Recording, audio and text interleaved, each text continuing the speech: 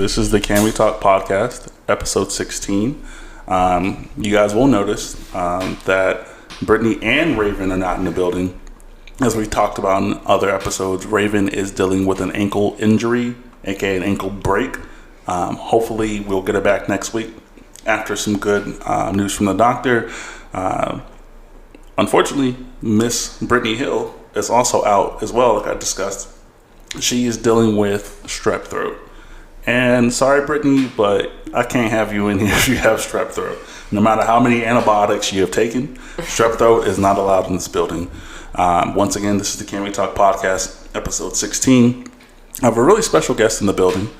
She says she's ready. She says she wants to talk. She says she wants to go through just an overview of her business and things of that nature. And that's one of the biggest reasons I wanted to have her on, because I want to talk to any and all the business owners here in Austin and Central Texas area, just to get your perspective and allow you to tell yours, you know. So we're going to jump right into you. Introduce yourself.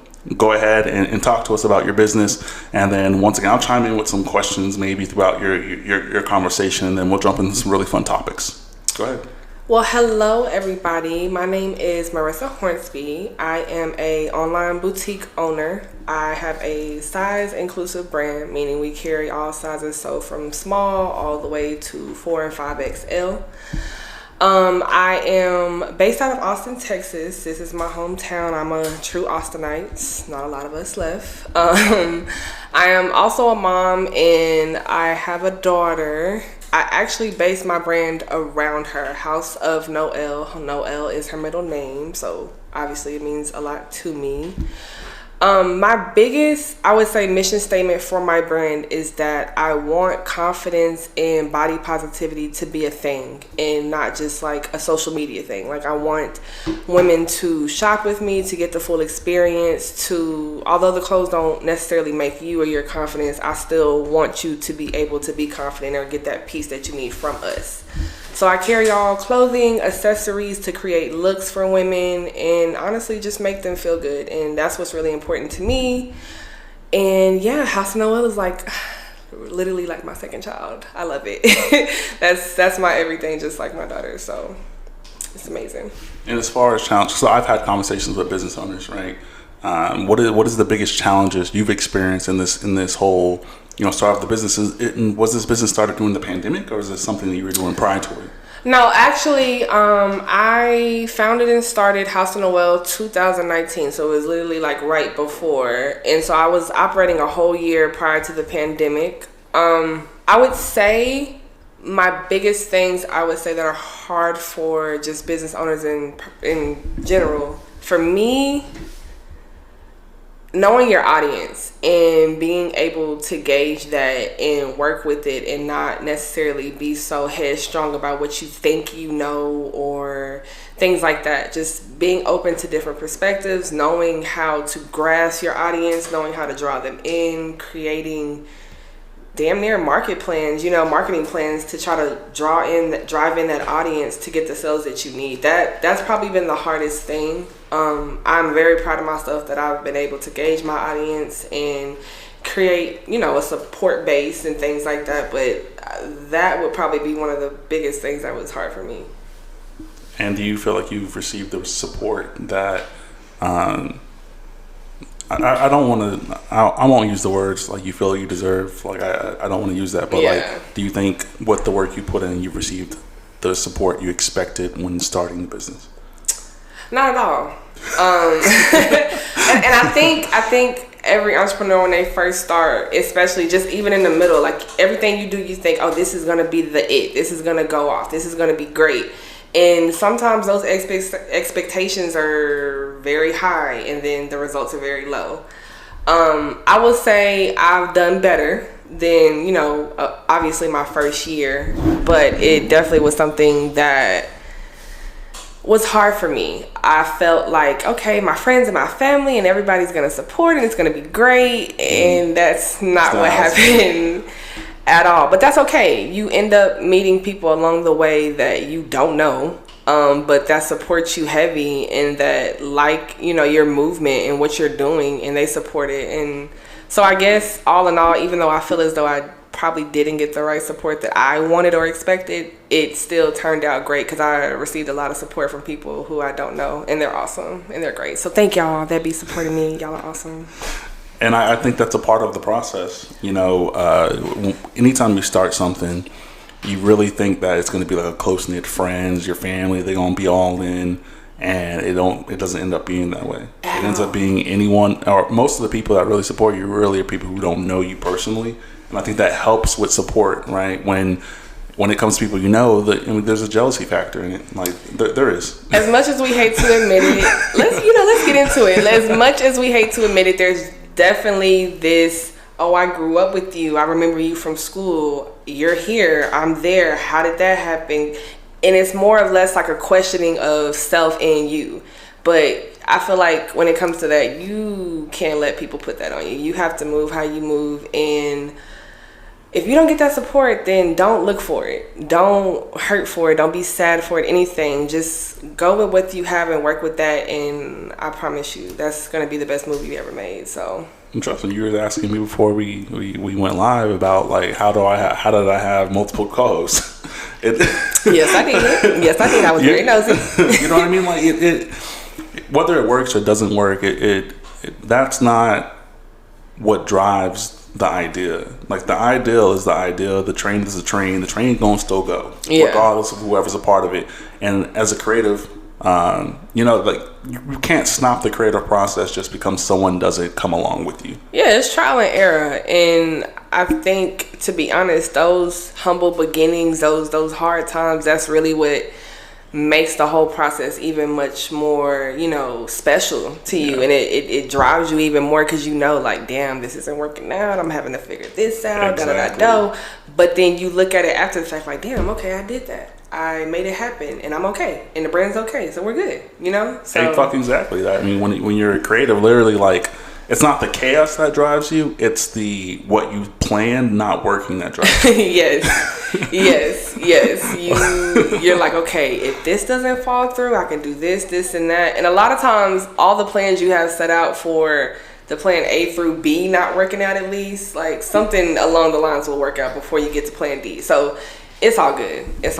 Yeah, for sure. I'll give an example. There was a conversation that happened a couple episodes ago, and in my mind, like I wasn't upset. Like I was like, all right, let's go. Like I gotta something I'm doing wrong. Something I'm not putting in the work enough in for it to equal this. So let's go. Let me think. Let me just go ahead and put the effort in to expand. Let me just work as hard as I fucking possibly can to whether it's the next level or not. Let me just put more time in it. Because literally, if it doesn't work, in my opinion, it just means I didn't put enough time in it. Yeah, and I think that's what people kind of like fall short of, especially when you first start out in business. You have all these expectations and all these ideas, and everything is rolling. Everything is really good. And then when things for the first time don't work out, it's like, okay, I'm getting that pushback or I'm not really sure what to do. So I think a lot of time, like you said, taking that time to kind of self-reflect, okay, I'm doing something's off that's not contributing to the goal I want. And I think being able to be self-aware and know, like, hey, something's going to fall through. I just have to kind of strategize and figure out what's going to work for me and the brand and what's best. And I feel like that's kind of sometimes what people fall short because they're not exactly sure, you know. But, hey, it's all, like you said, a part of trial and error in the process. So yeah, for sure. I think that and I won't say people fall short. I won't use that word. I just don't think people are as invested in what they're doing as they think they are. Because if you're really, really locked in, like, and I like talking to creatives, like you're a creative at a high level, right? Like when you're really locked into something, literally nothing is going to stop you from being locked in. Some people do a lot of things just because it's cool for the moment, just because they want the popularity, they want to be seen, they want to do this, but they're not locked in. You know what I mean? Well, you said it. Look, y'all can't see the look I'm giving him, but he said it. I mean, there's definitely that. You definitely can't be in something for just the buck or just a like or a follow. That is not why we do what we do. We do stuff because inside, like, we have a drive for it and it means something to us. Exactly. So I think I will say to everybody who is listening, if you're thinking about starting a business or you are in the process or you are a business owner, please keep that little flutter of hope or whatever drives you. Keep going. That spark matters. Yeah, it definitely does. Like, don't let go of that. Don't listen to people. Kind of keep going, and you'll be amazed at your results. Like, do not let up at all. And do not do it for likes, please. Please don't do it for likes. Please don't do it for likes. Because at the end of the day, it really doesn't matter. Like, I'm a firm believer, like, if you post your business or whatever you're doing and you get 10 likes, that shouldn't put you down. Yeah. If you get 1 like, it shouldn't put you down. Yeah. Like, you know what you're doing, you know why you're doing it. And it's not your job to explain that to everyone in your same hometown. And also, like, if you're just doing it for the money, like, literally that's what's waking you up in the morning, like, hey, okay, I gotta get this sale or this ad out, because that's not gonna cut it. You gotta do it because you want to do it. Early. You gotta do it because you want to do it. Exactly. And it's unfortunate that you see people that, you know how many podcasts are here in Austin? Who knows? Like, who knows? I'm glad you said it, because I was like, maybe 2, including you. Who I don't knows? know. Who fucking knows? Like, but a lot of people do a podcast or try to, attempt to do it because they think that's the cool thing and they think it's gonna pop. It may pop. Who knows? But if you're not doing it because you want to, and you're working with people, a lot of people sit here on their phones and talk as if they're a podcast. You're not a podcast. Sorry, relax. you're not doing it. Relax. But it just goes into that drive. Like, you really have to be focused. Like, I could have given up like multiple times at this point. I could have been like, you know what, fuck it. But at the end of the day, like, I knew this is something I really wanted to do. Like, I really wanted to put in the work. I really wanted to be consistent enough to, whatever level it equals to is great. Whatever that becomes is great. But that's not why I did it. I did it to give people a voice. Music people, rappers, which I don't know many rappers in Austin, but the ones I do know, we'll get them on here. It'll come. And that's not even the goal. I don't really fuck with niggas like that, but okay, well, damn. Okay, Calvin. Anyway, moving on. But like, the whole point of the podcast is just to have people on and it be a safe space, like a fun space that you can just come and talk. Like, a lot of places you don't get to really talk. A lot of things are like kind of driven in the style, and that's why when you asked me kind of what we're talking about, I was like, yeah, talk about you. Let's talk about you. You were very, very vague about. I said, okay, so what are we gonna talk about? Nah, I'll let you know. Yeah, we'll figure that out later. So, I mean, it's content though. And in my mind, I'm thinking like a creative, like, okay, so you got this planned out. You had it planned out, but you want it to be organic, and I appreciate that. Correct. Because something, and even in this process, something I've learned is like, if you plan things out when it comes to multiple people, because it's really, I found out a long time ago, it's hard as fuck. Just like getting different bodies in one place, like 6-7 people having to deal with one thing, like getting them all together and then all these opinions and stuff like that. Not that I don't embrace opinions, I'm just like, you know what, let me just figure it out. Y'all show up, I got that. Well, so far so good. I like it here, and I'll be honest. Should I say this? Yes. Whatever. I'm gonna say it. Say it. I've been in business almost 3 years, so over the course of time, I probably had about maybe 3 or 4 people hit me up like, "Hey, let's interview you. Let's do this. Let's do that." And I'm like, "I got the interview." Well, we're not gonna say it like that, but we're gonna say this is the one I showed up for. This is the one I agreed to, and like you said, this is a safe space. Talk very candidly about what you want, what you need anything to. You want, literally. Yeah, and that's what kind of matters. I don't want to go into anywhere scripted. Yeah. So I guess in that sense, you got the interview if you want to word it that way. Oh goodness, I'm putting this all over the place, FYI. Oh my god, here it goes. And Raven just like, I keep asking Raven for her phone number, like I should save it already. I was like, what's y'all's phone number? Are you really not saving numbers in 2021? I don't save numbers. Why would you? It takes a long time for me to save a number. But this is the thing. But do you know who it is when they text you? No. But so then, why do you put yourself through that aggravation? I don't like texting. Call me. Is this a fact? Okay. I don't text. I don't like texting because I've seen too many situations where texts go wrong, where it could have been an easy phone call. But you feel as though not saving a number and having an incoming text won't go wrong. I mean, I don't care. I don't text. The only thing you should text me is listeners. I hope you understand what I'm saying. Like, okay, so you get a text. You don't know who it is because you don't save numbers. I'm not responding. Oh, well, hey, there's that, I guess. I'm not going to respond. And then if they call you, then what? Hello? Call me. So you're old school. I feel that. Hello? Hello, this is Kyle. Yeah, like, it's me. What's up? I always get the, you don't know who this is, do you? Yep, don't know. That is so insulting. Like, damn, I would never call you. Whoa. Nope, I have no idea who this is. What's up? Oh my gosh. Grow up. Save a number. I do. Just use trial period. It's a trial period. You get probably good 2 months in, 2-3 months. You might get your number saved, maybe. That's that Virgo energy. Like nah, I'm good. Save a number. Grow up. Know who people are when they're contacting you. Because maybe what they're saying isn't worth a call. Maybe they're like, hey, da-da-da-da. If it's not worth the call, then it's not. I don't need to know. Unless I fuck with you and I've saved your number. You serious? That's the funniest part. Like, he's dead ass. Like, whoa. Unless what you're saying to me is relevant to a conversation we've had. And see, I'm the opposite. Please do not call me and give me anxiety. I do not want to talk to you. And it's nothing personal. Like, I do this with my own mom. I love you, Mom. I know you're going to listen. Don't. My mom definitely listens, and I definitely told how I was fucking on the side of the house. So it's weird. What the fuck? All right, it's getting spicy in here. Y'all wild. But yeah, don't call me. That's weird. I don't really want you to call me. Bill collectors be calling me. Like, all type of people be calling me. Like, if you're a customer, call me, please. Like, let's talk. Let's figure you out a look tonight. But if you family, you know you could have texted me that. Like, don't do too much. I don't even know my phone number, to be honest with you.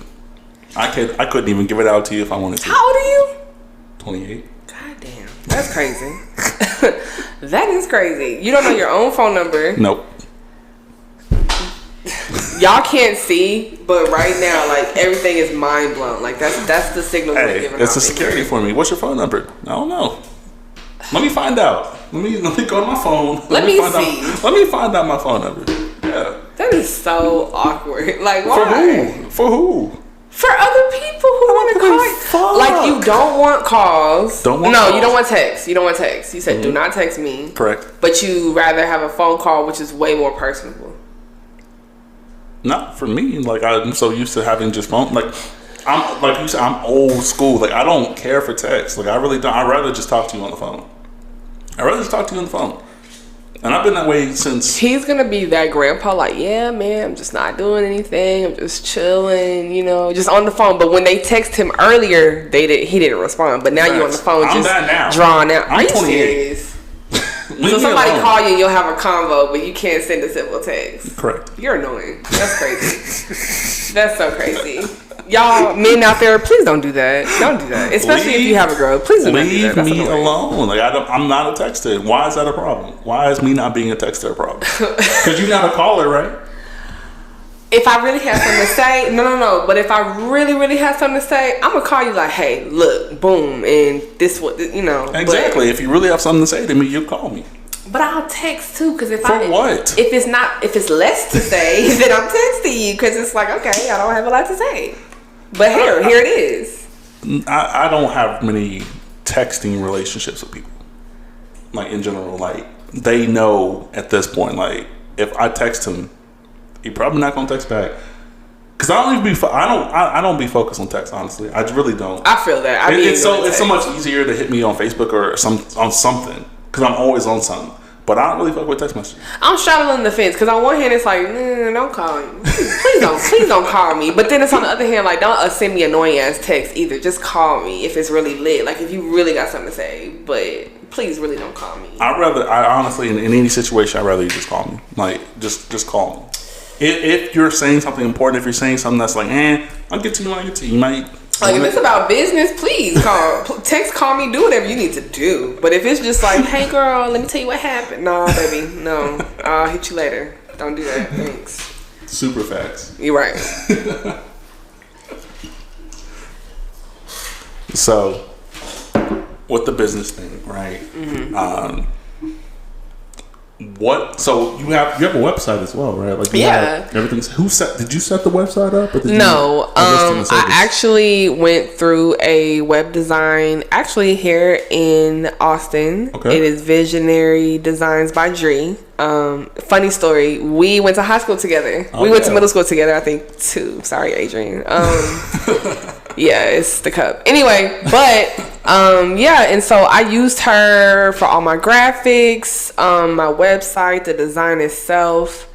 And to be honest, a lot of times I already have a vision. Like, to me, my vision is everything with this. That's how creative is going to move. Yeah, like if I can't vision it, it's not there, it's not moving, nothing's happening. And so I literally tell her like, ooh, what do you think about this and this and this and that? And she literally spats out exactly what's in my brain. And that's crazy. Yeah, and from there, I've tried my hand at doing my own photography for my photo shoots and also doing my own graphics. So, I've been learning. I've been on Canva trying stuff, and it's been working. I received a lot of positive feedback from this last collection, my All Pressure collection, part 2, and business is great. Business is awesome. The support is awesome. So, yeah. I definitely will say, if you are in business for yourself, don't just try to pay people all the time. Like, try to figure out how you can do it yourself, because you're literally all you have at the end of all of this. So once again, if you are creating something, the train doesn't stop. Yeah. Like, just because outside people, just because you aren't happy with what you're seeing as far as being involved with it, or you've been paid, now you're not paid no more, whatever the case may be, the train doesn't stop. At all. You cannot let it stop. If you let it come to a halt, you're literally giving up and kind of dropping everything. Now, don't misunderstand me, because I do believe, I haven't taken one yet, but I know other entrepreneurs that have, and I feel like it is necessary sometimes to take a break. Now, not a forever break, not a 6-month break, but take a small break, get back into your groove, understand why you're doing this, and make plans for whatever you're trying to do, whether it be content, you're in music, whatever, fashion, whatever the case is.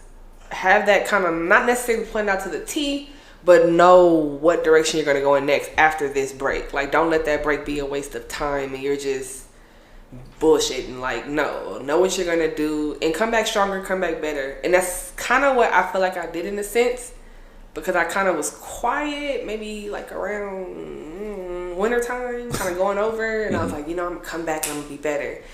And I did. And I feel like now, like when you asked me earlier, like, do you feel like you're getting the support you want? Like, overall, hell no. Yeah. But this last collection, it was a lot. And I've gotten into TikTok and all that type of stuff. So it's people. Anti-TikToker here.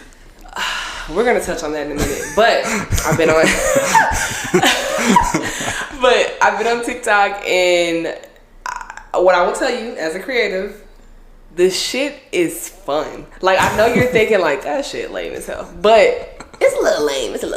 But it's fun as hell just to see, like, it is a girl, perfect example. I think her name was like Lola. I don't remember her whole ad, but I remember she commented on one of my videos and she was like, oh my God, I thought Texas was all like cowboy boots and cactuses. I've heard that before. First of all, y'all, I love y'all, all listeners, but that shit is corny. Please stop saying that to people that are from Texas. Like, no one's ever said that to me. I've had a couple people, especially like during South by. People like, oh yeah, I'm coming. They just from like wherever they're from. Like, yeah, I'm like, I'm not from here, but like, I couldn't believe it. It was so nice out here, and I'm like, wait, what you mean? I live in Austin. I mean, but no. I feel like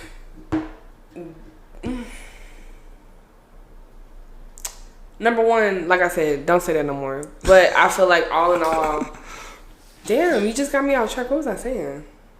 TikTok. Oh, TikTok is the shit, and Lola hit me up. Sorry, y'all.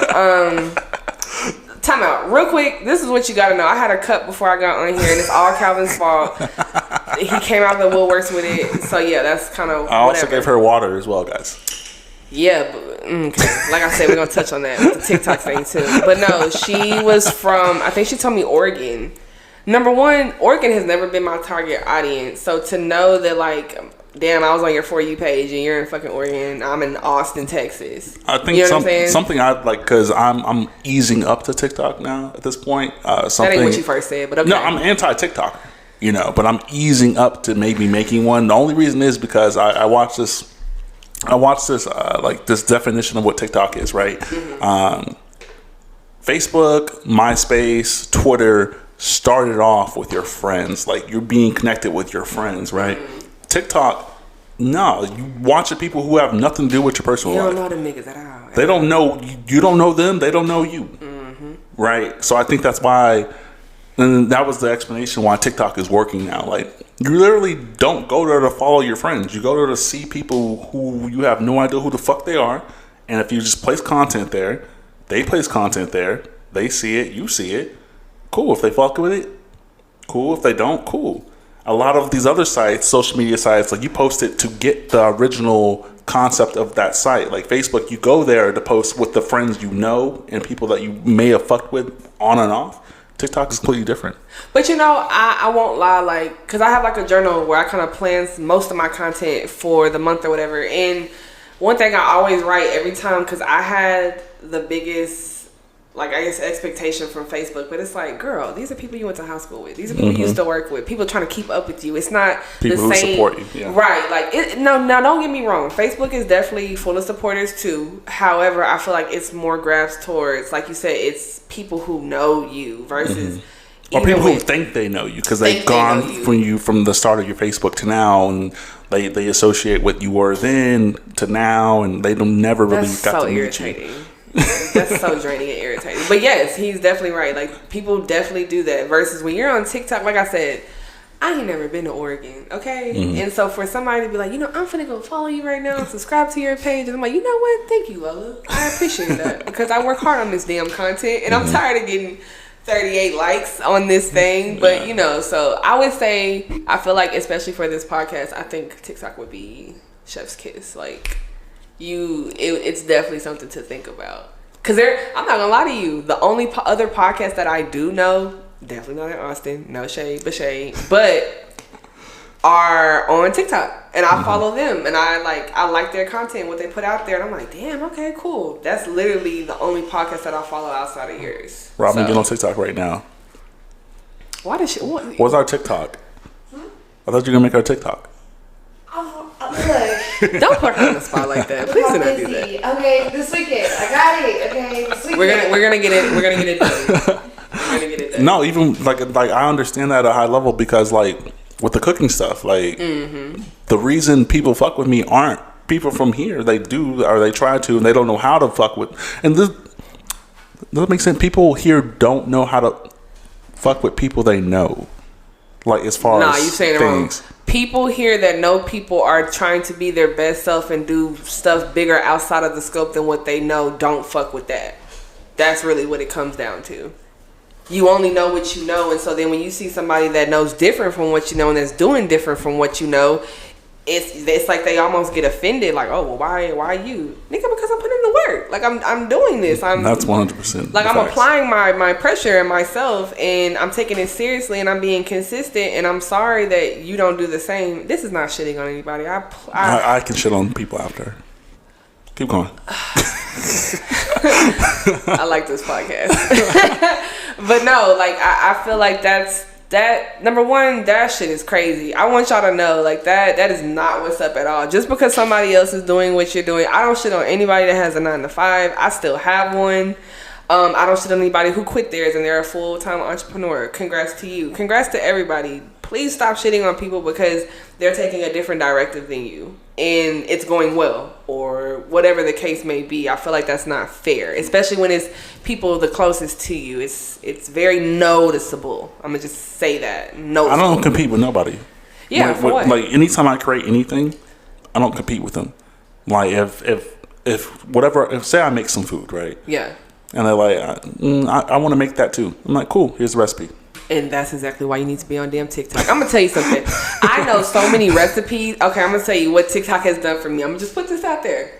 That's why I'm highly anti-TikTok. I've been learning new cleaning tactics. Yes, you heard me. Cleaning tactics. I've been like, damn, okay, so I could take this solution and scrub this and do this, and this shit's gonna fall off. Okay, cool.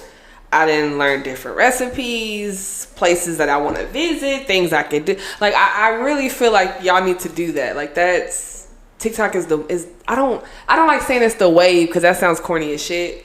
But I feel like, is it an essential thing to your business? I feel it could be to really. But what if you already snapped off? Like, once again, I'm still anti-TikToker. At this point, I'm still anti. You see how you threw that in there? I'm still anti. Okay, at this point. Robin, you heard that. Okay. But what if you're like, when it comes to Facebook, my shit's already solidified. Like, I'm already good with that. But listen to what you said. When it comes to Facebook, my shit is already solidified. I know. But like, if you want to just have a niche audience, like, you know, this shit popped off before TikTok even existed.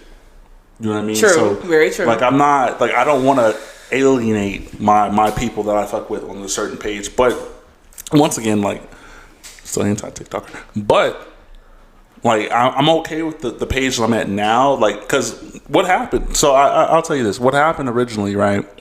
When you are not prepared to be successful in the social media world, you will lose all of it. So if you are in a space and you post something and it just goes out of this world viral, million, whatever, right? And you're not ready to produce that, next. But you have to think about you though. Like for me, I can say shit that might be true, and that's probably something I'm not expecting. No, I'm expecting it. But hey. if I end up, somebody hits me with 100 damn orders, and I got to figure out, hey, I still have to work tomorrow, but I have to get these orders shipped out. It might be a problem, but I know me. I'll figure it out. In your case, people are literally selling their recipes like $30 for, and we're not talking about somebody's buying one. No, you got hundreds of people buying this shit. You know what I mean? Yeah, for sure. So although you have an audience on Facebook, they're not going anywhere. If anything, they're gonna join in because they want people to know that they know you. They want people to be like, yeah, Chef Kyle, I knew him, and I remember when he first started, he was on fucking Facebook, and yeah, you know what I'm saying? Yeah, absolutely. I feel like it's not a lose at all if you. Oh no, I'm not saying you lose on TikTok. Well, why the hell you anti TikTok? I just don't I don't understand the technology. I need help. Old man syndrome. Old man syndrome. That's what that shit sounds like. And Robin's looking like, oh wow, help me. Okay. You don't want to help him?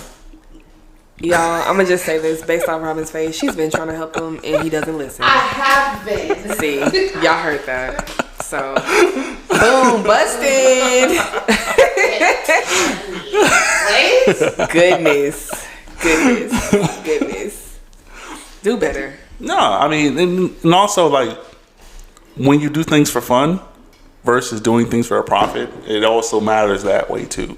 Yeah, like, for sure. When it comes to cooking, I of course had, the catering business that started. The catering business has been closed for like 2 years now. Like, I don't even want to do that anymore, right? But that base that I've built, they still fuck with me because if they saw the transition from me, like, being a random viral video to this, and now they see me as just who I am now. Right. I know the ideal is to be the biggest thing you can be, but I don't want to fall out of love of what I'm doing. When it came to the food, I fell out of love with it because so many people were interested in it. I didn't see it as a business. I saw it as something I do for, intermittent friends, like good amount of friends. Even the podcast itself, like, I know the podcast is eventually going to get to a level where I don't know, but I still want to be in love with it. So in your mind, what is you at your biggest self, at your biggest level? What in your mind, what does that look like? Damn, I'm asking questions now. Okay, let's go. It would be a bigger version of this, okay. Like a safe space. Once again, the podcast was originally started for a safe space. I even tried the food and the podcast combination. It didn't work because a lot of people was focused on food and not the podcast. It was like food. Okay, we're gonna eat every time we come up here. You're gonna produce everything. Like, time wise, it's impossible. But for me, it's just a bigger version of this, like a bigger place, a better equipment. More tools to cook with. Like, that's the biggest version of me I can imagine myself being. Is equipment, being at a higher level, and tools in the kitchen. That's really what I want. I like that. Like, I never really wanted to sit here and be like the guy who is the podcaster and this is what he has to focus on. He gets on once a week and then, that's it. I don't want to be the guy who's the cook. So now every time anything's cook related, I'm the guy who has to go to the house and be the cook. Never wanted that. And I never felt like that was my purpose. My purpose really is just to create at a high level, but not be held down to either of the two.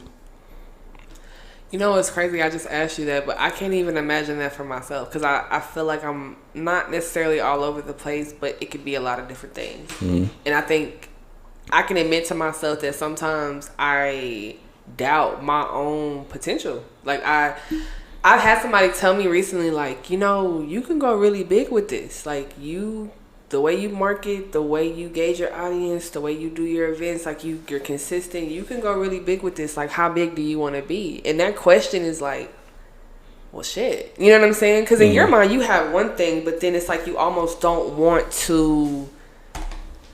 You don't want to hold yourself back from what you could be. You know what I'm saying? Like, you don't want to be like, well, I'm going to do this, but then the whole way I could be doing this whole other shit that's way bigger than what I imagined. Absolutely. You know what I mean? So, at least you know. So, yeah, I mean, you know, I have stopped in the last, you know, year or so letting people put input into what I'm doing because people who don't know what I'm doing or don't know how I'm doing it always have opinions. You know, so I'm not worried about that. Like, I just trust in what I've been doing, and I trust that I'm doing it for the right reasons. Like, I'm not out here, like, everyone wants to make money. Like, that's the truth. Yes. Right? But I'm not here to make this stuff and do what I do just for the money it costs. Like, I really enjoy cooking. Like, I really enjoy studying a meal. Like, I really enjoy plating a meal. Like, I enjoy that. To say that, plating, yeah. Like, I'm excited. Like, you can be a great cook. Once again, like, I don't shit on anybody when it comes to the culinary world. But if you don't put the time in to actually be able to display and do that work, it takes a lot of work to do that. It takes a lot of work for a podcast. People really just think you hop on your phone and that's it. Like, I'm probably, I've given this number before. I'm probably like $3,000 into this process. Damn. And I don't ask for I don't ask for nothing back. I really don't ask for anything financially for anybody who's a part of the process. Right. I take care of it myself. And along the way, I've had really great people who believe in what I'm talking about and believe in just like what I'm trying to create that, you know, will provide me different things and stuff like that. So, I mean, that question is a great question, but it's also very important just to realize where you come from. Yeah, definitely know what you're doing, why you're doing it. Like, I always tell people, monitor your drive. Like, if you need to do a self check-in to just kind of understand, okay, this is the way I'm going, this is gonna work, and believe in your plan. Like you said, like the whole having different inputs in that can definitely destroy a whole dream. And like, I don't know how many times I wanted to start House of Noel and I didn't. I want to say I started 2019, but I was thinking about it 2017.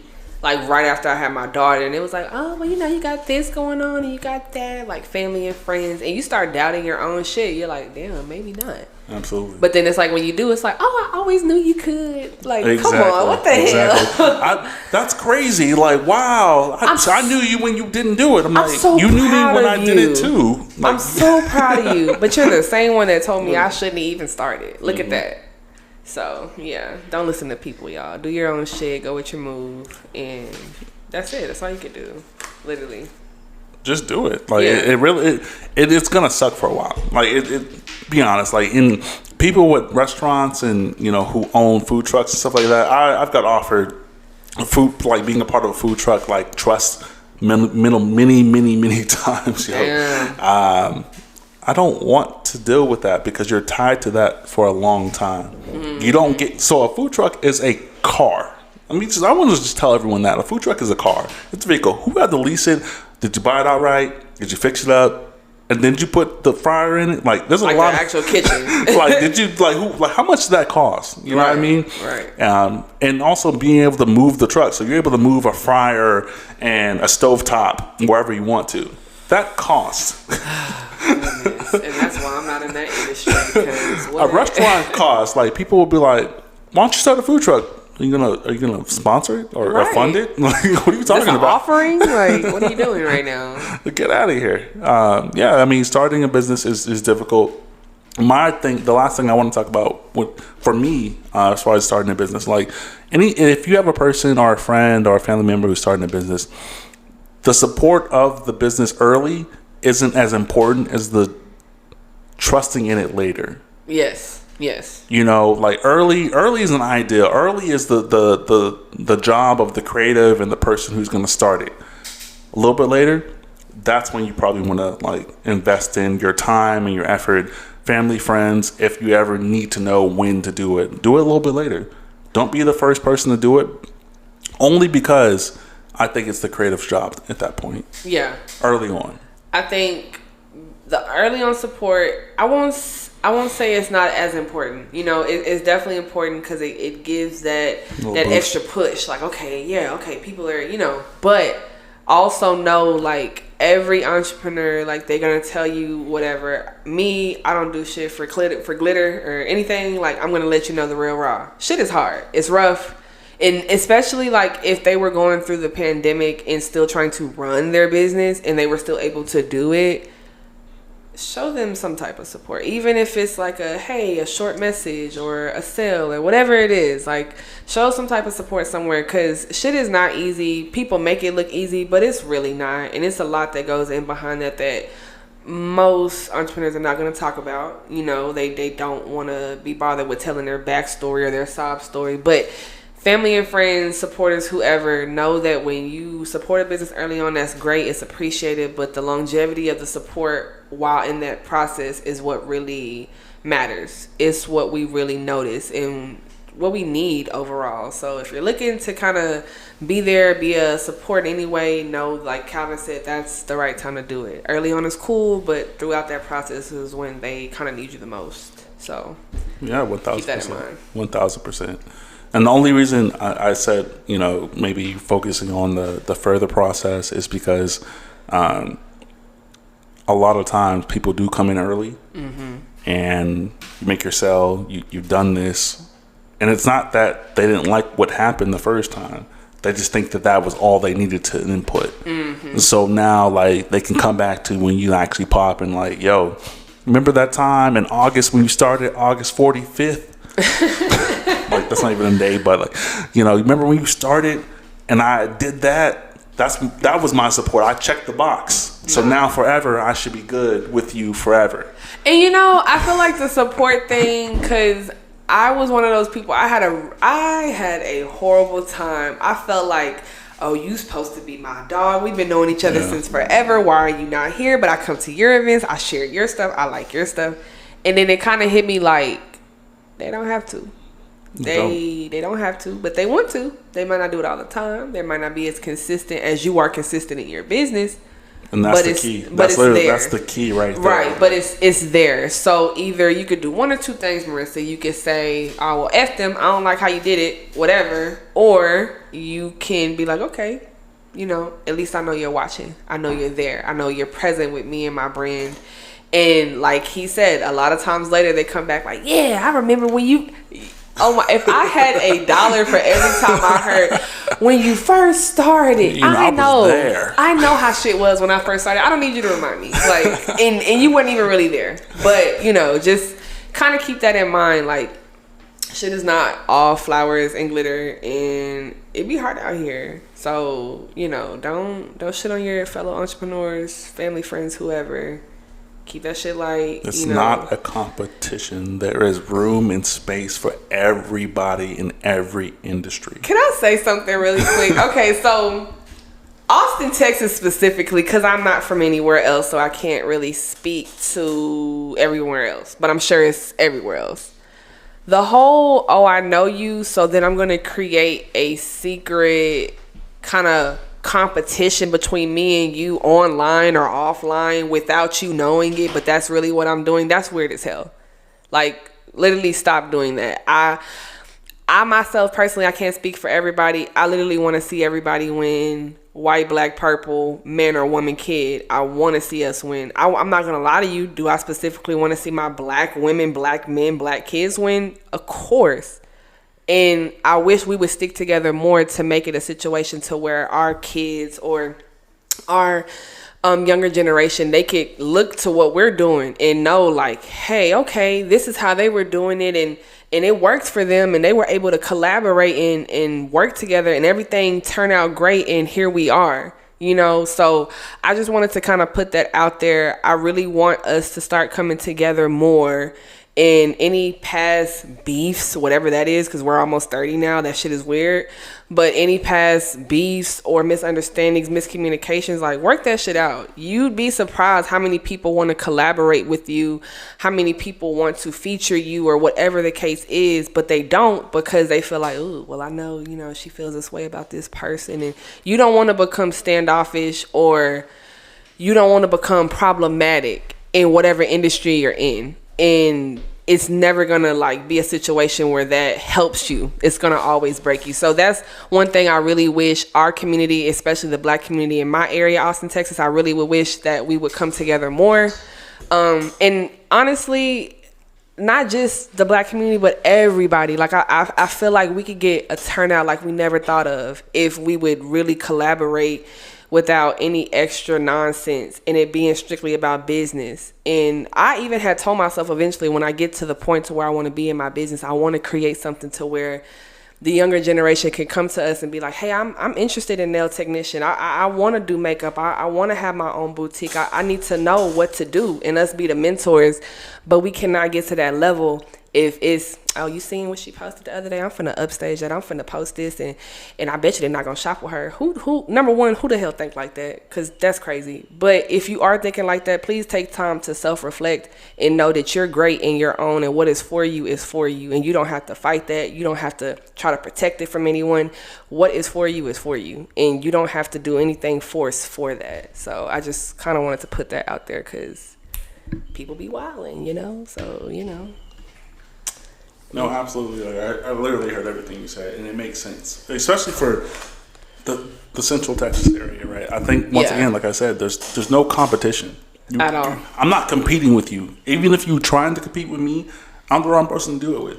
Yeah, you know, there's been tons of people that have asked me about podcasting advice, and I'm gonna give it up. I'm gonna give you the game because shit, I wish that I want to come on your podcast. I want to do something with you in the future. Like, I'm gonna give everything I know to you because I wish I would have had a me at that point in my life. And when I give you game, it's not me giving you game with anything in return. Mm-hmm. I don't want nothing from you. I want to see you shine just like how I am, and I hope that whenever, because I've done that a couple times, and I don't speak on it because I feel like that's corny as hell. But you're supposed to always give somebody what you, like you said, what you wish you would have had in the beginning. And so when you do that, not only... when you get it, like, it's not, like... it's too competitive to the point where, like, yo, if when you started, like, as an individual, us, when you started, mm-hmm. I learned not to do this. Right. And then someone comes to me and says, yo, should I do this? And I don't tell them not to do that. I want them to be a little version of me. I don't want that. I want you to be better than what I did. Because you know what? Right. You know what that's gonna like look like. You know what that's gonna be. You're gonna be a better, higher version, which I'm gonna support 1,000%. I don't have no ego when it comes to this stuff. Like, I don't have an ego. Like, I really want to be about it, and I think people think that social media is a flex when it's really you just posting what you're doing at this age. The craziest thing that I think, for the younger generation behind us, I guess I could see, like, you know, this is a big woo-ha for y'all. Me personally, I feel like social media is fake. It's very fairy tale. No one's doing what they say they're doing. People want to show you what they're doing. They're not showing you what they're actually doing. And I think that's, you know, so y'all over here praising this man because he keeps posting this lady with these flowers and with this and that. But whole time, like, he is kicking her ass. He is not faithful to her, whatever the case is. You know what I'm saying? So social media, I think, has ruined us. I wouldn't say us. I think not us. I think we like scooted, like we were barely in the mix, and like a lot of us were. Kevin, I don't know about that. It's a lot of people who are like in our age group that are like, y'all, like, I'm not gonna hold back on here. Y'all be tripping on fucking social media. Like, if I see one more post, like a pick me post, that shit blows me. Like, and I don't even. The business owners online talking about their customers, I just literally had to tell somebody, like, hey, baby love, you're mad about these certain type of customers, but yet you're on social media talking about them. That's not going to drive your audience. Be smart when you on social media. Use it for what you need to use it for your podcast, for you to promote your boutique, whatever it is. do not be on there like for likes and shit. We're too old for that. That shit is very much weird.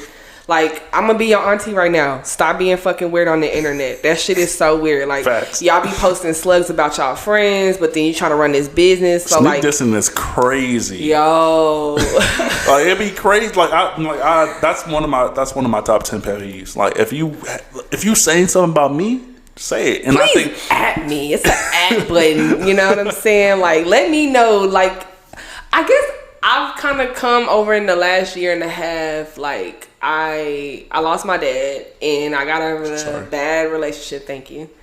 And I just kind of came into this new Marissa, and I kind of was like, you know, that shit whack. Like that. Like, I had a lot of realizations about my life and people I deal with and things like that. So please know that whole being on social media thinking you flexing, we don't believe you. Okay, we don't believe you. We know you're lying. This the thing. You added me, and I'm just here. You know, like I don't go around adding people. That shit weird to me. Social media is weird to me. Period. Like, being honest, TikTok is my safe place. Like, I can post my content. Yeah, like I can post my content. I can find people who do what I do, and they're not in competition with me. But I go on Facebook and I click on there, and it's my homegirl from the 3rd grade that we fell out over a toy, and now she not cool with me, and so now she's secretly beefing because she got a boutique too. Like, that shit's weird. There's someone to this day who I definitely fell out with over a toy. Shit. Okay. And it's on site. What toy was it? It was a Bionicle. You remember those VTech computers that used to flip open? That's what it was. And you know what's crazy? When she told somebody this, I was like, damn, she's serious. Like, I'm serious. Like, she made it sound like, yeah, that's how I know her, because of back in the 3rd grade. Like, girl, shut up. It's not that deep. Like, I don't know. I try to be... I've been friendlier since I started this business. We'll say it like that. But I try to be very personable with people. I'm very genuine. I don't believe in anything fake. I am not a fake shooter. Calvin, no, I take pride in being a Pisces. And listen. Like, you were probably my first. Like I feel like I'm old because you did the Facebook like message thing. Like, you talk. And I was like, how do you work? Like, how do I do this? How do I respond? Oh my fucking God. She had said something. I was like, typing, but she old man syndrome, bro. Like, okay, I'm done with you. I was like, how do you do that? How do you talk on Facebook? That's crazy. No, but I be trying to be as genuine as I can. Like, that whole being weird and shit, like on social media, just touching back on that. Please stop fucking doing that, because it is weird. If you feel weird, if something bothers you, there's this thing, like, you don't even have to like it, share it. You could just literally fucking scroll, like, or you could get the fuck off the app, and you don't have to worry about anything. Go to Snapchat, you know, like, do some other shit. Go read a book. I don't know, but don't be on there with that sneak dissing. It's very obvious. It's very obvious, and then people, like, once you call them out, I wasn't talking about you. Who the fuck are you talking about? That's the thing. That's the crazy thing. Like, anytime, because a lot of times it's almost like people want you to know that, hey, bitch, I'm sneak dissing you, but like, that's I really ain't want you to know, but you know. But now that you now know, I don't want you to know that I did it. Yeah, exactly. and I don't really understand that. I think that's very much weird. Please stop doing that. Please, like, stop. Like, it's funny. Because we gonna laugh. That's one thing. If I don't do nothing else, as fuck. I'm going to laugh at you. I might even show my mama, like, Mom, look at this crazy shit. You know, but yeah. I'm showing Robin. Yeah, right. See, we showing our peoples. Like, hey, look at this person clowning. Like, yo, this is wild. Why she DM me 4 times? Like, this is wild. That's why I say I really want to, like, once I get my business page how I want it, I'm definitely going to delete Facebook, because I cannot. Like, it is fucking weird. Even Instagram is kind of like, oh, look at me. And it's kind of like, whoa, I'm not even into that. Like, if you look at me, cool. But if not, all right, you know? So TikTok is a shit. I'm trying to tell you. We're gonna, y'all, we should do a poll. Who wants a TikTok for the Can We Talk Past podcast? We should do a fucking poll. Do a fucking poll. Just make it. Okay, creative. We're talking to you. Do a poll. Cause didn't he just say, yeah, I'm a creative, yeah. So just make it. Oh my god. You're a pro at TikTok, right? Pro? I just started. Yeah, me too. So I can't help you either. No, but I just started. Okay. let me tell y'all something. I'm gonna tell y'all this because I don't know if other people know, so I'm gonna help you out. I just figured out like there is a button on TikTok when you're watching the video and you can push that motherfucker and go past it. So you don't have to sit there and watch the whole fucking video. You can scroll. Yes. I just found that out 2 weeks ago.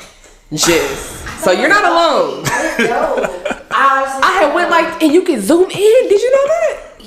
I didn't know that. See, I'm still learning. Okay. I was like, this girl had posted, TikTok be crazy. It's everything on there. Like, it's parenting tips, it's people being messy, it's all type of stuff. And I had paused it because I was like, I'm trying to see what this says. And I went like that by accident. I said, oh shit, I just zoomed in, got all the content. Like, hell yeah. TikTok, it's a struggle for us all. If you're over like 26, 27, like you low key like, how the fuck you work this shit? Yeah. Same.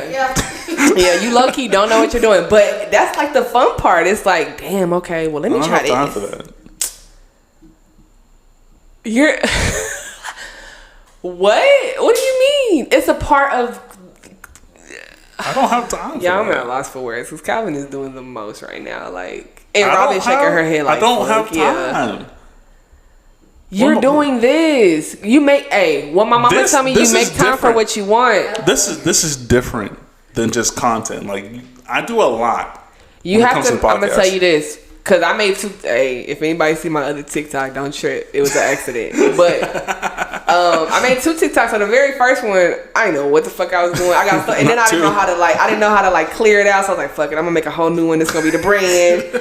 And it took me like doing all of that to really kind of like. No, like, okay, so this is what I'm doing. This is how I make this video. And that shit is fun. Like, it really, because doing the whole videos, getting the behind the scenes, doing the photo shoot, that shit is tiring. It's fun, but it's tiring. Photo shoot, the ring light, and, like, you doing dances. Bro, we don't, okay, hold on. Let's back it up, because I have a very classy boutique, so we don't be doing TikTok dances like that. But...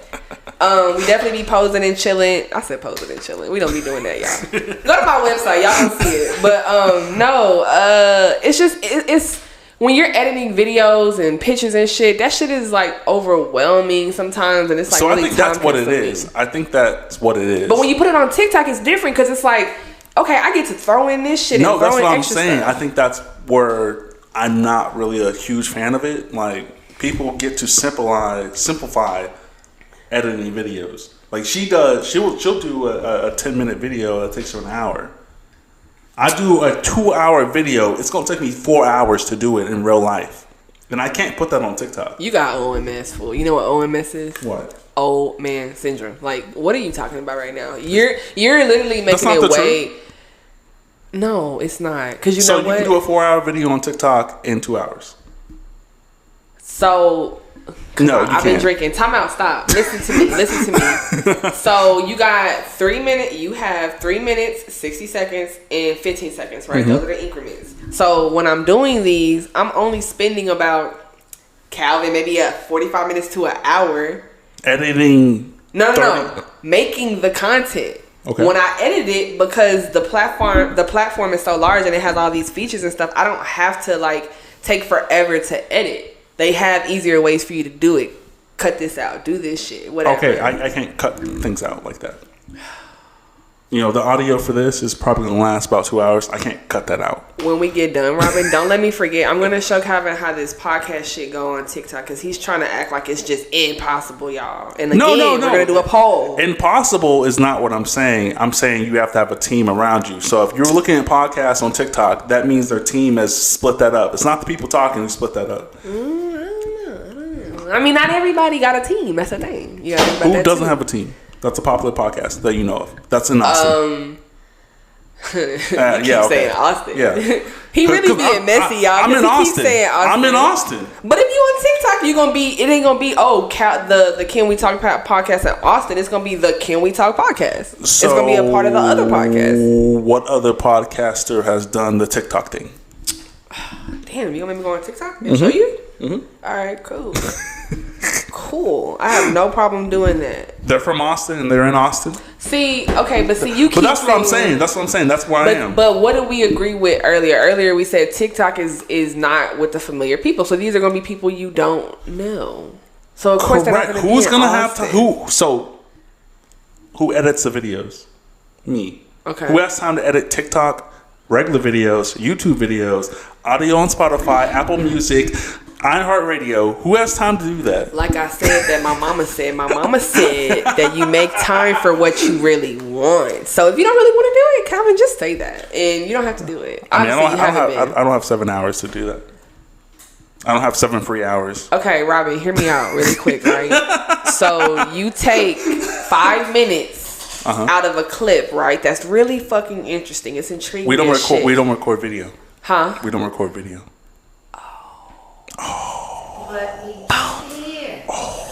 But did y'all hear Robin? Robin said what? But we can. But we can.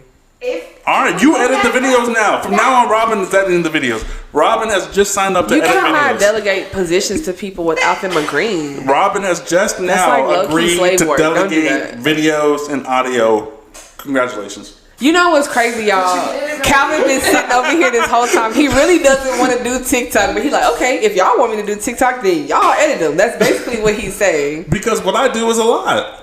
Calvin, you are taking a 5-minute clip. Okay. Stop. Just hear me out. Let me mute myself real quick. Hear me out. Okay, you're taking maybe okay, I'm gonna be nice. You're gonna take a 3 to 5 minute clip, right? Of the most intriguing shit that you think is like, if I saw this on my page, I'd stop and listen to this shit, right? You're gonna take about 60 seconds of that and put it. Do you know how if this is some intriguing shit, do you know how the comments are gonna flood? Like, oh yeah, what's the podcast? What's the fucking link? What's the spot? Like, that's what they do on there. That's the nature. Absolutely. And nobody knows what that takes. You think that it's just because you do your TikToks and you do your TikToks however you do them. Okay, well, don't shit on my shit. Don't make it seem like it don't take time, because it's definitely work. Y'all coming for me like this now? Yes, bro. Like, no way, because what I do is different. It's different. But I focus on the whole thing.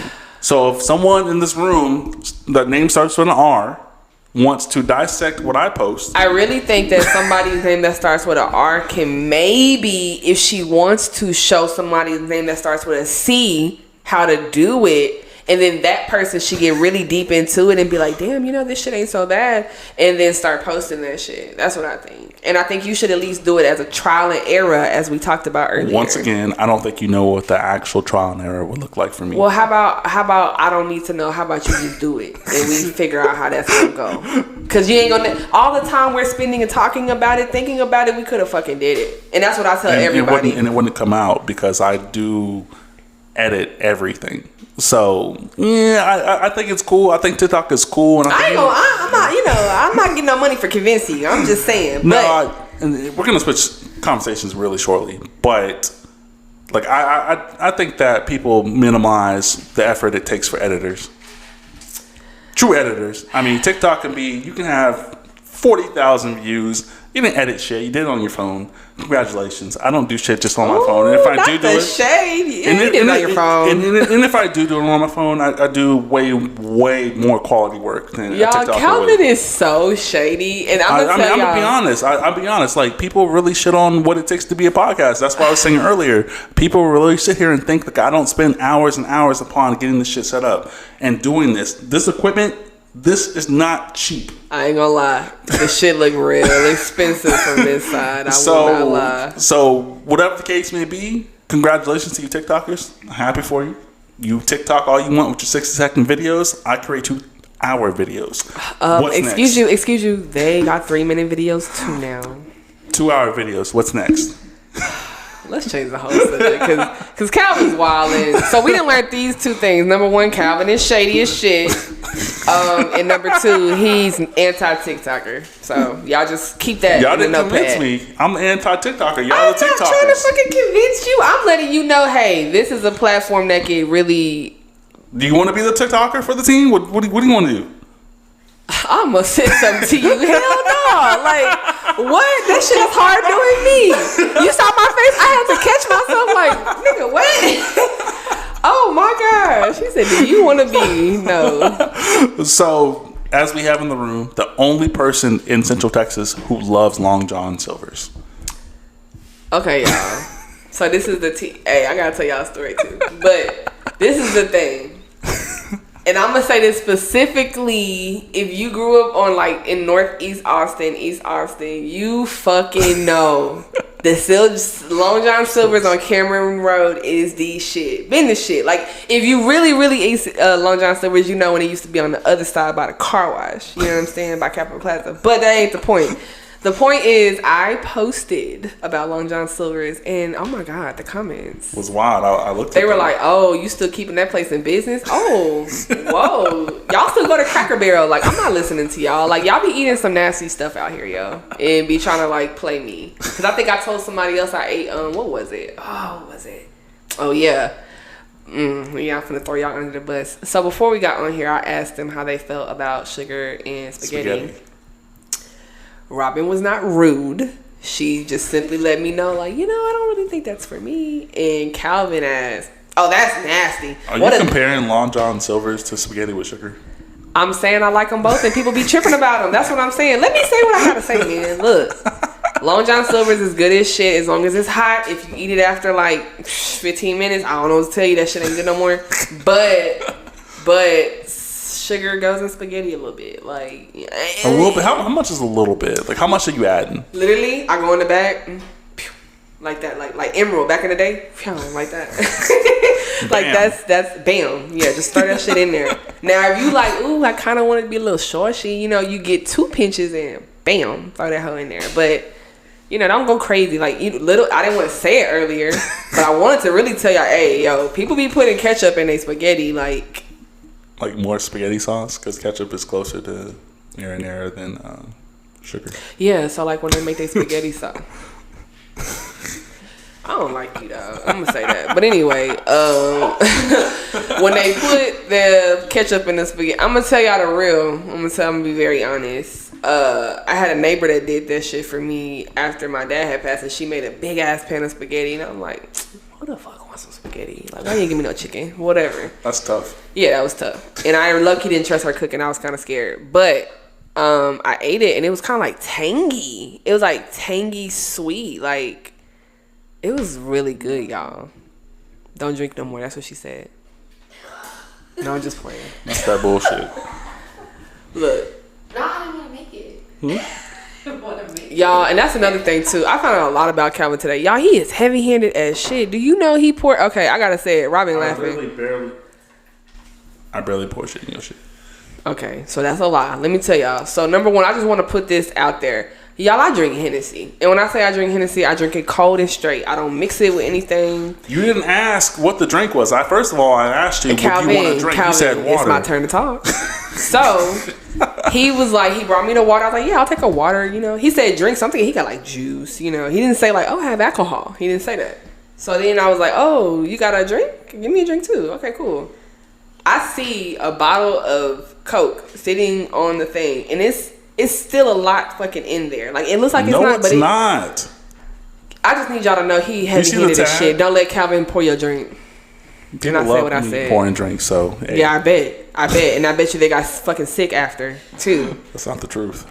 I'm going to keep saying this. I drink Henny, and he just poured me some whiskey and Coke. I think that's where you went wrong. Because when you drink dark liquor, you're not supposed to mix it. What'd you mix it with? I didn't know you had a drink before. Did I not just say he put Coke in this? So that's what do you mean mix? You mixed it. What do you mean? Mixing drinks? I thought you meant you had some wine and some dark. No, I don't drink during the week like that. So this is my first drink. Thanks. No, but you it's not the truth either.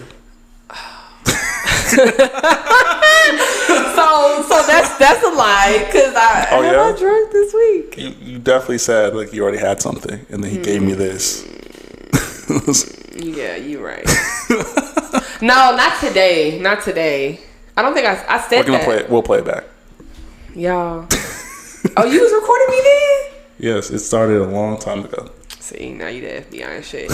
Anyway, just know he's heavy-handed and Calvin shady, but it's cool. I love this podcast. It's very. So you won't give me a drink? No. Ooh, see? You still gotta make your own damn TikTok though. You better. If you want it, you better. Can I have a little bit? I don't want a lot. Oh, see, no, hell no, hell no. Hell no. Hey, you gotta get down with it. Hell no. See, I've been building up a rapport with Robin, so she like, yeah, you cool. I get you a little bit. Yeah, I get you a little bit. And I bet you she's not gonna be heavy-handed. Robin, we counting on you. I can't do it. I gotta work tomorrow. I'll do that. Oh wow. So we definitely talked about Long John Silver and how is it Silvers or Silver? That's sad. You don't know. Silvers. Long John Silvers. Okay. Because there's only like 2. What do you mean it's only 2? I can name maybe 1. And that's the one in Round Rock. Like location? First of all, who goes to Round Rock? Williamson. Whoa. But damn, I'm mad Wilson County is crazy. Hey yo, you wildin', because it's definitely a Long John Silver's on the way to Round Rock, like off Wells Branch area. Still? Yeah. Didn't it close? No, you know it's funny. The A&W closed. The Long John Silver's did it. Isn't there? There's like a chicken place there. Chicken? Is it? I don't live. Yeah, it don't exist anymore. It's a whole roasted chicken place now. Well, they have next to Sonic. They had to take their franchise somewhere else. That's all. But just know it's a lot of now that it's crazy. I can't even cap. Like I think you kind of right. Like I think it might be like I think it might be like 2 or 3 in Austin. Period. That's what I'm saying. Unless you live on the south side, but that's like a different city, so I don't go over there. I was like, you're the last. You one of the 2 keeping it in the business. The 2, you a part of that. Y'all know y'all grandma be going to Long John. You 15% of the revenue. And it's so fire. You know what's crazy? Like people don't even know they got clam strips. I love clams. Do you know if it's clam strips or you think it's like it could be like some mystery meat. I'm gonna tell you this: if it is some mystery clam, that mystery clam is good. It's good as hell. I feel like they just started serving like real fish recently. Okay, so I'm allergic to fish, so That's I don't. That's if you're allergic to fish and they fry the shit in the same shit. This is. Y'all, he is not finna run Long John Silver to me. I'm probably gonna go get some next week, but they probably do fry it in the same shit. But I don't be getting sick, and I eat and I eat shrimp, so it's okay. Like you see how she put this in here with this one ice like that. That's how you were supposed to do it. There's no ice. Oh. Sorry, I get it. Because in my mind, I was like, why the fuck he got all this ice in here like that? Like he trying to water my shit down. And then I sipped it. I was like, well, I see why he got all that ice in there. I poured it a lot. I forgot you said a little, so my bad. Robin, I'm sorry. Come on, man. I just gave you kudos. I'm sorry. I thought about it afterwards. Damn. Hey, but it tastes better than yours. I feel like I was fucking drinking acid earlier. That shit was crazy. You eat Long John Silver's, so it might equal the same thing. Hey, yo, I really do not appreciate the disrespect. Because Long John Silver's is crunchy and good as fuck. Like, you don't sleep. And they got chicken. They got chicken. They fry in the same batter as the fish. So it tastes the same. The thing that's pissing me off about that is I cannot disagree with him. I'm pretty sure he's right. Like I know I'm right. Come on now. It's fast food. Exactly. Fish daddies wouldn't do that, but I don't eat it no damn fish daddies. Fish daddy's real. Fish daddy's a real restaurant. I'm gonna tell y'all something. And you're gonna be like, what the fuck? I don't fuck with fish daddies because it's just like, bitch, that lets me know that's the best thing you got there because that's what you named it. Like I don't want shit else from there. Y'all ain't got no crab cakes. I can get no nice little fresh oysters with a little sauce on the side. I don't want to be there. Like I'm good. Papa Do's barely making it. Like they really falling off, and we're gonna get into it. Like we're gonna get into it. So, your top 10 fast food restaurants. Ooh, 10-1. Y'all ready? Okay. Mm-hmm. It don't have to be in any order. Okay, good, because I don't know. But of all time, not even like right now, what you fucking with? Like even the small joints, like Mom and Pop. The smallest shit. Boom, Hilbert's is good as the fuck. If you don't know where Hilbert's at, it's on Cameron Road 2 by Long John Silver's. I'm a foodie, y'all. Yeah, I'm a whole plus size foodie. My bad. But after Hilbert's, I'm gonna definitely say, damn. And if you can't get to 10, I like maybe a 5. Chick-fil-A, but I had to fuck up my order recently, and I was really hurt by that. So I don't know how to feel, but I still do like Chick-fil-A. Shortstop, and not the shortstop that's in Round Rock, the shortstop that's like in And the shortest of stops. Why would you do that? It's in Northeast Austin, y'all. Don't go to the one in Round Rock. They don't be putting salt on their fries. Yikes. After Shortstop, definitely Whataburger. Damn, I got a lot of burger spots on here. Another fast food spot. Damn, I gotta really think about this. That's crazy. Definitely not McDonald's. Like, McDonald's cool for like the fry. You know what's crazy? I really go to McDonald's just for like the Sprite. Like if I know crisp as hell. Yeah, like I'm going all of that shit. Like y'all ain't see the ugly face I made, but I'm definitely finna like, oh, god damn, like you know, Popeyes ain't what's up no more. I'm trying to think. I said Whataburger, right? Mm-hmm. Taco Cabana. Mm-hmm. Taco Cabana is like a drunk night though. Like I ain't really just going there during the day like that. Like yeah, but no. Long John fucking Silver's. I don't care what nobody say. Okay, that shit is fire. Go try it for yourself. That's your fifth?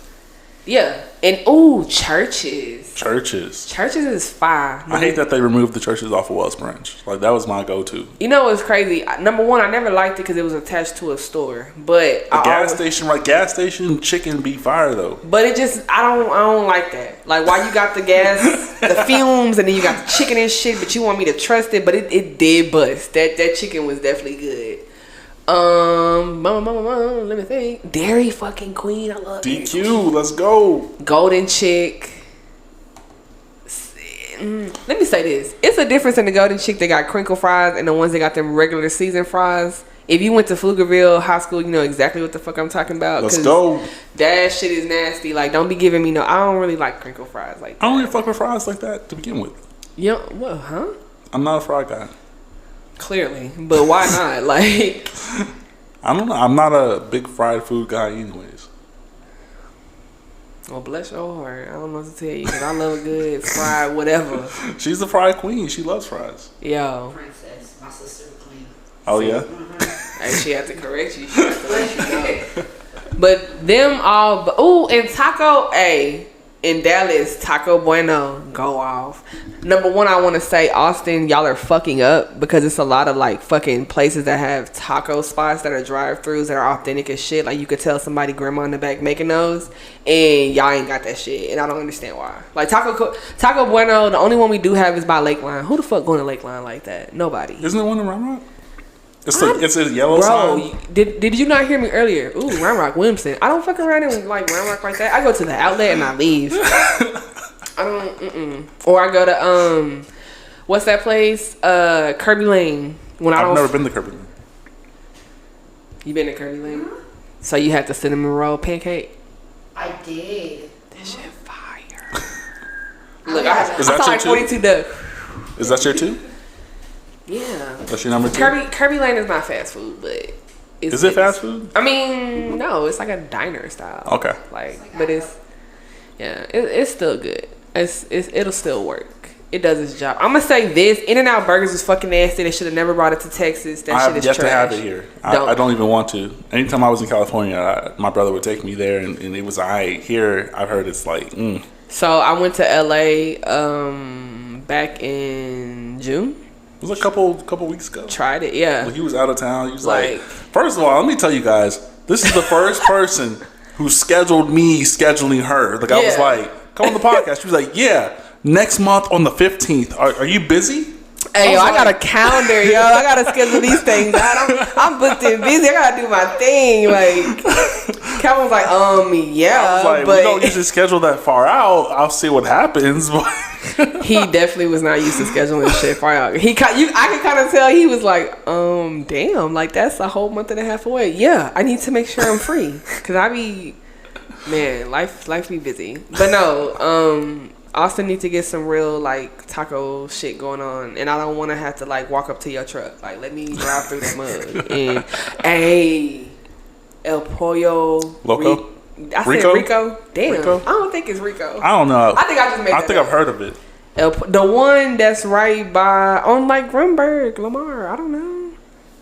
I thought it was El Pollo Loco. El Pollo Loco. I think it's El Pollo Loco. They got like the chicken fajita, baked potatoes and stuff with the little jalapeno. It's so good, y'all. I have not ate. I just need y'all to know that too. And they got me drinking. Horrible friends. Can you believe that? Hold up. You have every right to drink or not drink here, and ask for a second drink. I feel like you threw that in because I asked Robin for a little drink. I was definitely gonna put it that way. I ate a little bit. I had a little bit of something, but it wasn't a lot. But I made some fire food at the house, so it's gonna be really good. That's your number one. What? El Pol. What's the name? Hell no, man! You said don't name them in order. You said No, just I'm just name saying, them. like, what's your last one? That's your last one. Yeah, that's out my of last 10. one. That's your last one. That's kind of sort of fast food because they do got a window, but you kind of still got to stand at it. But I mean, hey, you could be in your car doing that too. So I mean, it's kind of the same thing, kind of, a little bit. I'll knock out my 10. Let's do it. Whataburger for sure. Shit, yeah. Wendy's. Fast food wise, we're only talking fast food wise. Okay. Wendy's 2. 3 is Wingstop. Is that fast food? I mean, I feel like it is. Wingstop trash, but go ahead. I feel like it's fast food. Judging. Chipotle. Number 4. That's fast food. That okay. Go ahead. After that, I'm gonna go. That's my 4. So 5 is Ika Kitchen, Indian food. 3rd is going to be Mod Pizza. Ooh, fuck yes. I left that off mine. Add that to mine. That shit fire. Go ahead. So that's 6. I'll go Jack in the Box. It's the egg rolls. I should have did that. Yeah. Okay. All right. So I got 3 more. So 7 for me is Churches. 8 is, I would say, Subway. What? Subway. That's fast food, right? But can I ask you? Okay, I'm gonna let you finish. No, ask. Why the hell you do Subway? Like you could have said Jersey Mike's. You could have said Firehouse Subs. I'm not a fan of either of those two. But you want the 11-day-old onions and shit and turkey on your sandwich. So, because they are known to not. Well, we'll talk about that after and Okay. like start to finish restaurants and stuff like that. So that was 8, right? Is that 8? Yeah. 8. So I got 2 more.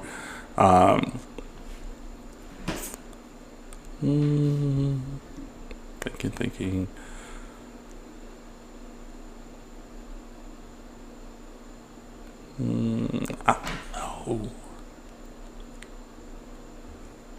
I don't know. Yeah, you do. Fast food. P. Terry's. P. Terry's is 9. And I would say number 10, Mooney's Burgers. Hey, okay.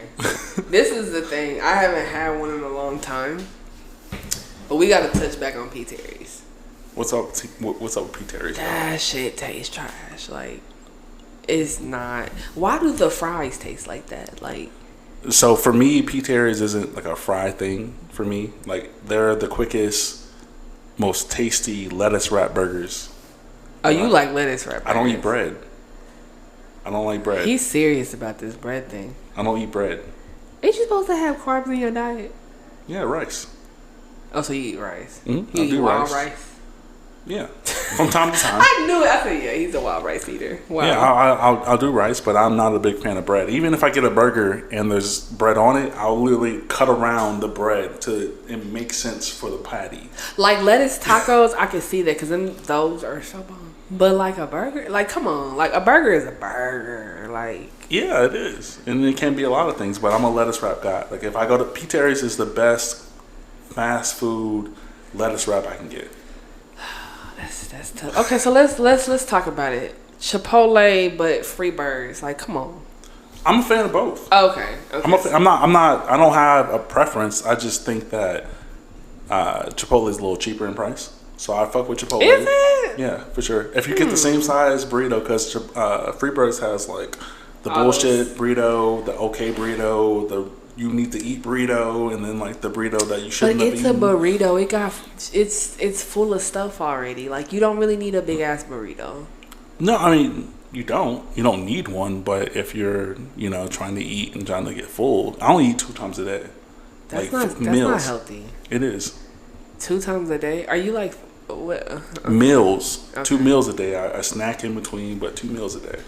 1 before 1, 1 after 9.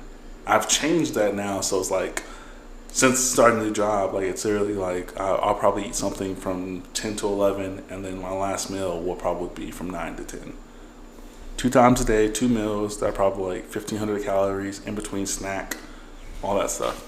That's how I'm being conditioned, just because I was in the restaurant industry for a long time, and literally you don't get the chance to eat before a certain hour or after an hour. God damn. Well, I mean, if it works for you, if you like it, I love it for you. That's all I can say. Like, I definitely need my breakfast in the morning.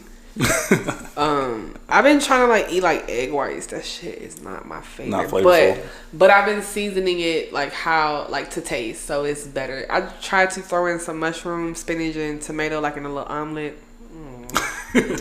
The spinach was not doing what it needed to do. Yeah, but kudos to you for that. Cause those healthy choice meal things that we saw, I think it was in Walmart, and I just bought like 1 or 2. I went back and restocked. Like those, they work for me. Which ones was it? The brand is Healthy Choice, right? It's called Healthy Choice. And I got a couple pasta ones. I got a couple of like just savory food ones. And then I think I got, like the second time around, I think I got some like Alfredo stuff without the pasta. Like it's just the meat, broccoli, and sauce. So I've been eating a couple of those, and they taste good enough for me to like be like, this is my meal. I don't know. I've been like on this fruit kick lately. Like I know you're gonna laugh. I rediscovered like mango, and I realized like, damn, this shit really is still good. Like, so like I took like a whole 6 mangoes, and I was like skinning them and cutting them up, and I'm like, damn. So like I hate it. I do that. Like I obsess over like something for days at a time, and then I'm like, I'm kind of over it. Like whatever, So now I'm on honeydew melon. That's my new shit. Fucks with it heavy, like right, exactly. It's good, but cantaloupe is disgusting. Wait, what? Oh, okay. So it's team up on Marissa. Okay, cool. I do not like cantaloupe. I don't know, y'all. Like it's something about it. Like when you eat honeydew melon, it's fresh and it's like a burst of like. I think if you're a person who really likes like sugar in their spaghetti, you don't like the acidity. That's. Y'all, I'm gonna tell y'all something. Robin looked to the side. I see her face like, this guy. Like, come on. Okay, let's put it out there. Calvin definitely was talking shit because I said that Manifest on Netflix is overhyped. Y'all overhyped the shit out of it. Listen, I never watched it either. So why did you? For fun. Y'all overhyped it. It's not giving what it was supposed to have gave. The main character is annoying as shit. She's freaking out. She's freaking me out.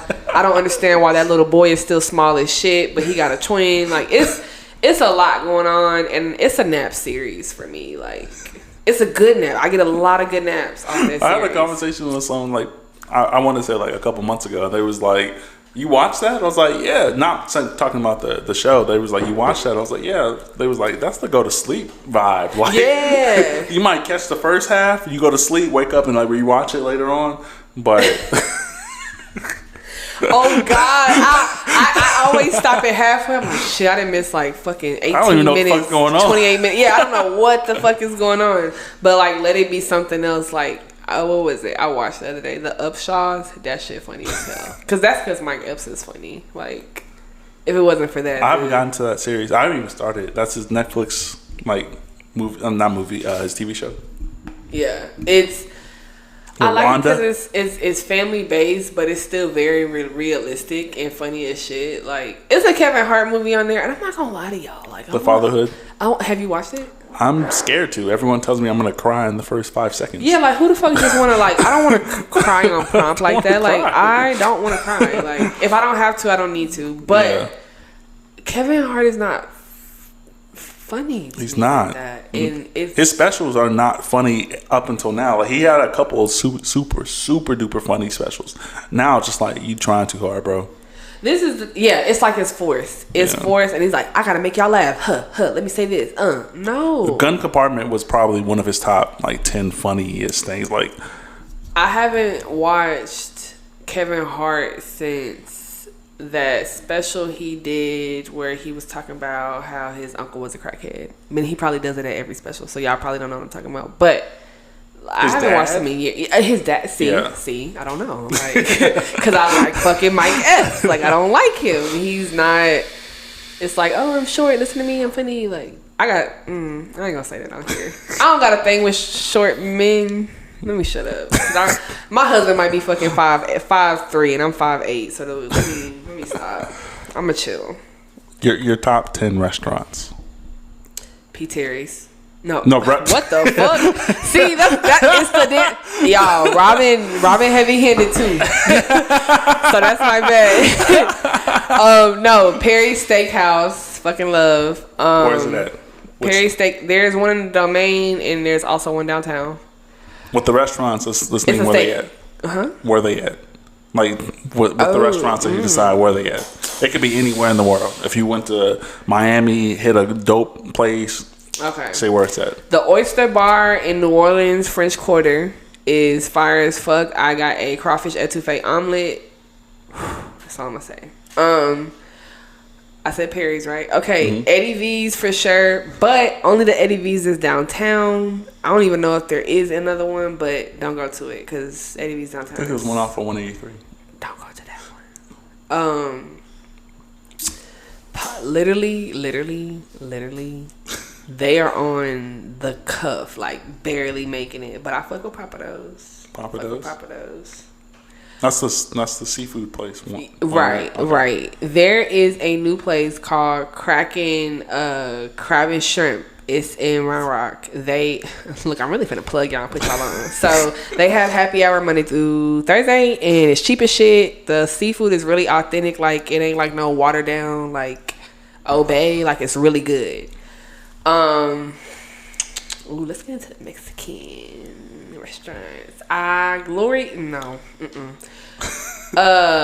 What is it called? Enchiladas and mas. So enchiladas and more, I guess, in English, but that shit good. It's off Vernon Road. Okay. Maggiano's is very good. I'm like, in the last few years, I love steak. Steak 48 in Houston. There is a black-owned restaurant called Upper Kirby in Houston as well. It's very fire. The team, whoever, dining, bartenders, whatever the fuck, they're nice as shit. They're very cool. It's a very good atmosphere. The food is awesome. You got 7. You got 3 more. 3 more? Damn. But restaurants, where do I be going? Yo, I love Grand Lux when it was in the Domain. They don't have it no more. And also, don't let nobody tell you that Cheesecake Factory is better than Grand Lux. They fucking lying. Don't do it. That shit nasty. Grand Lux all the way. So that's my number 8. You got 8. You got 2 more. So number 9, I would say is I still love Amaya's. It ain't as seasoned as it used to be, but that's just like, that's like home. You know, it's like your grandma's house. Like, you gotta go over there. Amaya's is good. And then also, oh my fucking God. It's this it's like Jamaican restaurant right off of, what is it close to? It's like, you know that Fiesta, like off 35? Mm-hmm. It's like Plaza by the shortstop. You know where Hoover's Cooking is? I do. It's literally on the other side, further down. I forgot what it's called, but it's a Jamaican place, and fucking oxtails is banging and shit. Granted, I ain't been there in a minute, but it's good. Very, very nice hospitality. Like, they're on point. Everything is nice. The aura in there is great. Good ass oxtails. And if you love oxtails, you need to go there. Calvin gotta look it up because I don't remember right now. Unless they move. That's gonna really fucking suck. You said by Fiesta? Like, it's like right across from Hoover's. I think that's like Manor Road and something. I don't know though.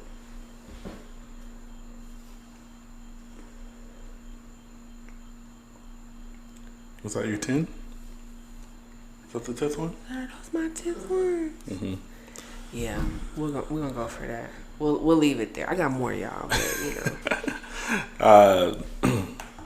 I'll jump in with my 10. Oh Lord, here I go, y'all. Yard House is definitely one of my top 10. Look, Robin shook her head too, like, yeah, I like Yard House. That's a focus for me. Yard House is definitely one of my top 10.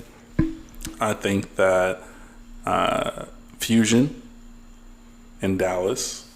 It's a Korean barbecue / hot pot place.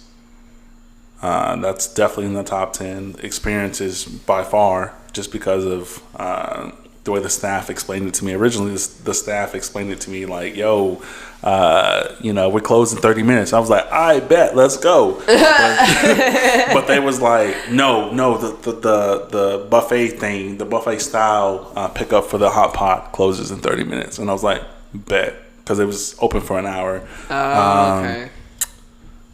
That's 2. 3 would be restaurants.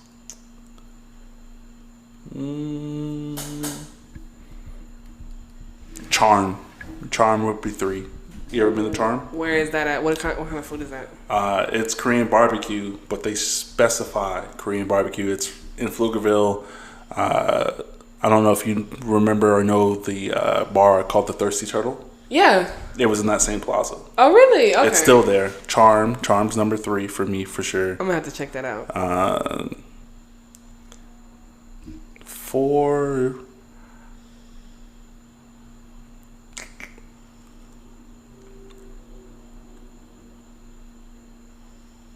I don't know if I know 10. I think you got it. Okay, what did you were talking about Italian food. Oh yeah, Italian places don't put sugar in their spaghetti. So what Italian place? I mean, I can name a ton. Gino's in Round Rock off of Gaddy School. Is it good? It's a great restaurant. Okay. The experience is great. I don't know if they're the best Italian food in the universe, but of course, anytime you go to a restaurant, you want to add experience plus like food quality. But yeah, I wouldn't put Gino's in my top 10. I would put Gino's in maybe my top 10 Italian restaurants.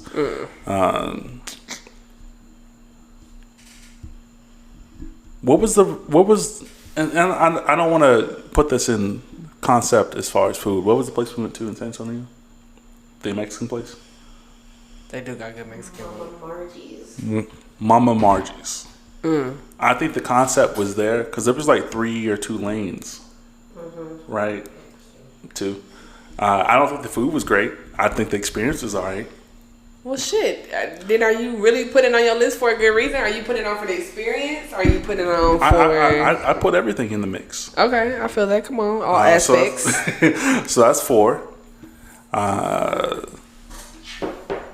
Dallas. I'm just thinking about like places I've been in. What's the cereal bar place? I seen that. Where was that at? New York? I ain't going to New York. Doing that. It was a black-owned cereal bar. Oh, god damn, because they fuck with me really. Like the second I posted them, they even when I was in there, they was like, "So what do you do?" Like this, and this. And the energy was there. I was like, "Yeah, I'm a big foodie. Like I'm from Texas and stuff like that." And People fucking love when you're from Texas. And they was definitely fucking with me. Like, oh my god, what was it called? Because I gotta get that right. That's number 5. Cereal. Like, did they have old school cereal? So their thing is they have the most rare cereal plus traditional cereal. Like any cereal that you can ever think of is there in that bar. And also they can make a pancake or a waffle into anything. I bet you they don't have my favorite. Like, I bet you. God, I was like, what's the name? Thank you for that. Like, god damn, that just like made me tap into the New York vibe because a lot of places I ate it there was a huge New York vibe. Morgan's cereal bar. Morgan's. So Morgan's cereal bar in Rochester, New York. Absolutely amazing experience. And I walked there. I walked there in the snow. It was lit. In the fucking snow. Whoa. It was. Remember? That's 5, right? Is that 5?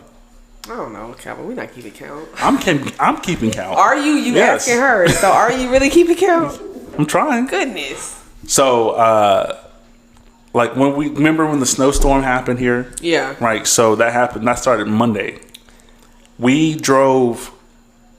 left that Saturday and got to New York that Sunday. Y'all drove through hold on.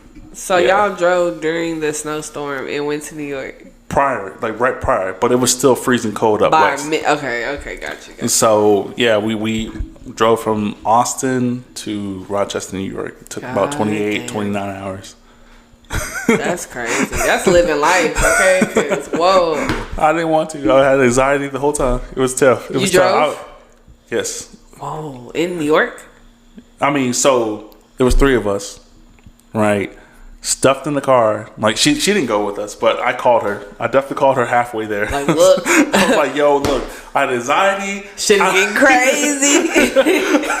I was like, yo, Robin, I have to take a shower, but like I don't know if I'm gonna make it. Yeah, like it's rough. But it was 3 of us. We're all 6 feet tall. It was like me, one of my close friends, her close friend, and all 3 of us are 6 feet tall, and filled with stuff too. It was crazy. Like it was no room. Oh my goodness. There couldn't have been a 4th person the whole way. Yo, I've done a trip like that. We went to Mississippi. And I ain't gonna even lie to y'all. It's 9 hours. Listen. Like I said, y'all, Calvin shady and shit. So anyway, we drove to Mississippi. I cannot tell you what city. I just know we were gambling a lot, and they had a Checkers. If you remember Checkers, they used to be on North Lamar from Austin. Then you know exactly why that's so fucking special. So they had a Checkers. We drove from Mississippi. We went to Memphis. Hey, we were there too. Beale Street is my shit. I fucks with Beale Street heavy. I got drunk and almost lost my phone. How you almost lose it? You want me to be real? Yeah. You know how they have those performers on Beale Street and they be dancing and getting money or whatever. So I guess he saw my shit and I had already paid, like, put like $5 in his little tent thing. And he's like, ma'am, you dropped your phone. And I'm like, I looked down. I said, God damn, that is my damn phone. Like, I didn't even know that shit was on the ground. Like, I'm over here having a good time. And then from Beale Street, we went to New Orleans. Okay. And then back home to Austin. So, yeah, before you interrupted me, that was a really long ass trip. Driving over that water is not for me. I don't find that shit fun. But it was a really good trip. Like, I think those type of trips are necessary, especially as we're getting older. Like, in fact, that's what I thought. Yeah. Like but it wasn't like I was like, I'd rather not have this happen. Like, this didn't have to happen. Did you have fun? Once we got there. Yeah. So then it was worth it then because you have fun. Like, I'm going to be real. I went to LA. Wasn't when it was. It's still COVID. Yeah. And they are the type like, oh, don't fucking walk in here without a mask. Like, yeah. I know you're not doing that. You want to call the police? Like, they're like not playing. So I think a lot of stuff is just still shut down. But I'm gonna give LA another shot. Like maybe in a year. Yeah. I want to go to the fashion district and really like connect with designers, create like a collaborative team if I can. That's why Raven was here. Right. I'm so glad Raven get better. For sure. Yeah. I don't know if I'm gonna be back because I've been talking a lot of shit on here, but hey. You're always welcome back. But I had 4 more left. Yeah, I'm thinking, and I had to think, like, because when it comes to me, like, I'm just focused on restaurants around the universe. Jerk Shack in San Antonio. That's 1,000% my favorite Jamaican restaurant that exists. Also, Curry House in San Antonio. Amazing food. It's a small building, you know. So number 2 for me would be my experience. I'm gonna preface this to my experience, not necessarily the food, restaurant wise or even fast food wise. It's most likely my first time I ever had it. Waffle House in Houston. Yo. Okay, so let's talk about it. You know, I'm so happy you brought up something I can relate to. Because this is the thing. If you're an Austinite and you're listening to this, you know how the waffles are in our city. But when you go to Houston, Number one, I don't know why it feels like it's really not bigger, but it feels like it's bigger. Like it feels like the energy feels. The energy. Everybody is talking loud and they're talking aggressively as shit. The cooks are getting into it, and that's how the fuck you know that your all-star slam meal, that all-star that comes out, and that goddamn grits with the grits with sugar or savory, they're gonna come out good as fuck because the cooks are getting into it. They are mad as shit that they are even fucking there. Okay, one at home, the wife is calling like, "Why the fuck you not home yet?" Like everybody's pissed off in there, but the people that are eating there. And if your cook not mad, the shit not good. Straight up, like if your cook don't skip you in line just because you're talking to, like homeboy. If they don't walk around and plus like, "Is this yours? Is this yours?" It ain't gonna be busting. Straight up, like it's not. It's not gonna be busting. You only got one or two choices. You gonna walk into the Waffle House. If that bitch is too quiet, walk the fuck out. It's not gonna be good. And yo, the ones at Austin, it's one right here, and I'll be like, in Pflugerville. Yo, no, it's one right here. That's not Pflugerville. Yeah, it's like, it is. Okay, we're not gonna argue. That's about all. It. Anyway, it's right there in Austin. Pflugerville. He's so annoying. Anyway, it's gonna be right there, and it is quiet as fucking there, and it only be like 4 people, and that's how I know it's not busting. Cause why is it only 4 people in here, and it's like 12 o'clock in the morning? Like what the fuck? It's supposed to be packed in here. I ain't even supposed to be able to park barely. So yeah, the Waffle House in Houston. Shout out to y'all. Y'all be doing y'all fucking thing for sure. Like I think that's like one of the like, and that was my first time going to Waffle House at all. Really? Like, ever. Oh, you lucked the fuck up. But like the energy was there. Like she was like, she I was like, I mean, it feels it's okay. Like if the the cook isn't happy, the waitress is angry. Like, we get it. Yeah, it's like I'm telling you.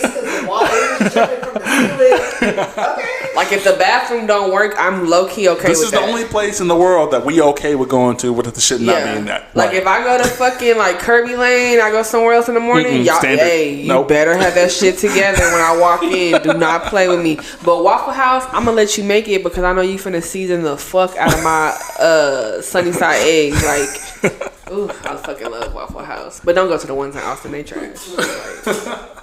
But it's a really good IHOP downtown. I can't go there because I accidentally skipped out on the check. Do not fucking ask me. It was an accident. The one just before Riverside? Yes. That IHOP, hey, that y'all, one on the corner right there. Y'all are fucking golden, bro. That IHOP, it never misses. It doesn't matter. Like, it never misses. I haven't been there in a while because, like, I still owe y'all money. I was drunk. My homegirl was drunk, and I saw her. Like, you know how you can see your car from like that window, and I'm sitting in the booth, and I can see her like. Oh yeah, the end of business. Like she throwing up, and then I walked out. I'm like, and then it hit me when we were in the car. I'm like, fuck, I didn't even pay for that. Like, yeah, damn, my bad, fool. Oops. It was my birthday though, so low key it should have been free. Hey, they should have been handled that. Yeah, like it ain't Waffle House. Waffle House would have made sure. Hey, they would have followed me out. They would have followed you. Right to my space. You got me all like, yeah, it would have been an issue. We would have been smoked. I would have had to pay. No excuse, drunk or not. They need their money. So hey, it is what it is. My number one not number one, but Kobe Steakhouse in Leander, Cedar Park area. Kobe Steakhouse. Kobe Steakhouse. I'm really into steak. I'm gonna have to check that out. It's a hibachi grill. Ooh. That would probably be that's my top 10 for sure. There's a hibachi grill in Round Rock too, Tokyo Steakhouse. They're good too, but Kobe's What's the what does that really mean? Because I hear people say that, but like hibachi. Yeah. It's the grill they cook it on. The name of the grill they cook it on is hibachi. Got you. Okay. I just got into like medium well steaks and shit. Like I had somebody just got the medium well. I'm gonna say this. I had somebody. Her name is Fatty. That's my friend. Shout out to Fatty. She was like telling me like, "Hey, bitch, you need to grow up. Like you out here eating well done steaks. Yeah. Like you over here tearing up your elbows and shit. You tripping." And I went to She was like, "Look at that childish ass shit. Look at you trying to cut that steak." And I remember I was like, "You know what? I'm gonna try a medium well steak for you." And I went to Eddie V's. And I was like, I want the biggest fucking steak y'all got, and I want it medium well. And I remember the lady was like, Okay, sure. And it was so fucking good and so juicy. And don't order medium well everywhere. You have to learn where to get steaks cooked. I went to Maggiano's trying to get some pasta and steak, and I was like, let me get a medium well. That shit was nasty, huh? I was like gooey, chewing cold. forever. I was like, fuck, okay. Quality of steak matters. Yeah, but when you go to Perry's, and I'm like, let me get it's. I've never been to Perry's Steakhouse.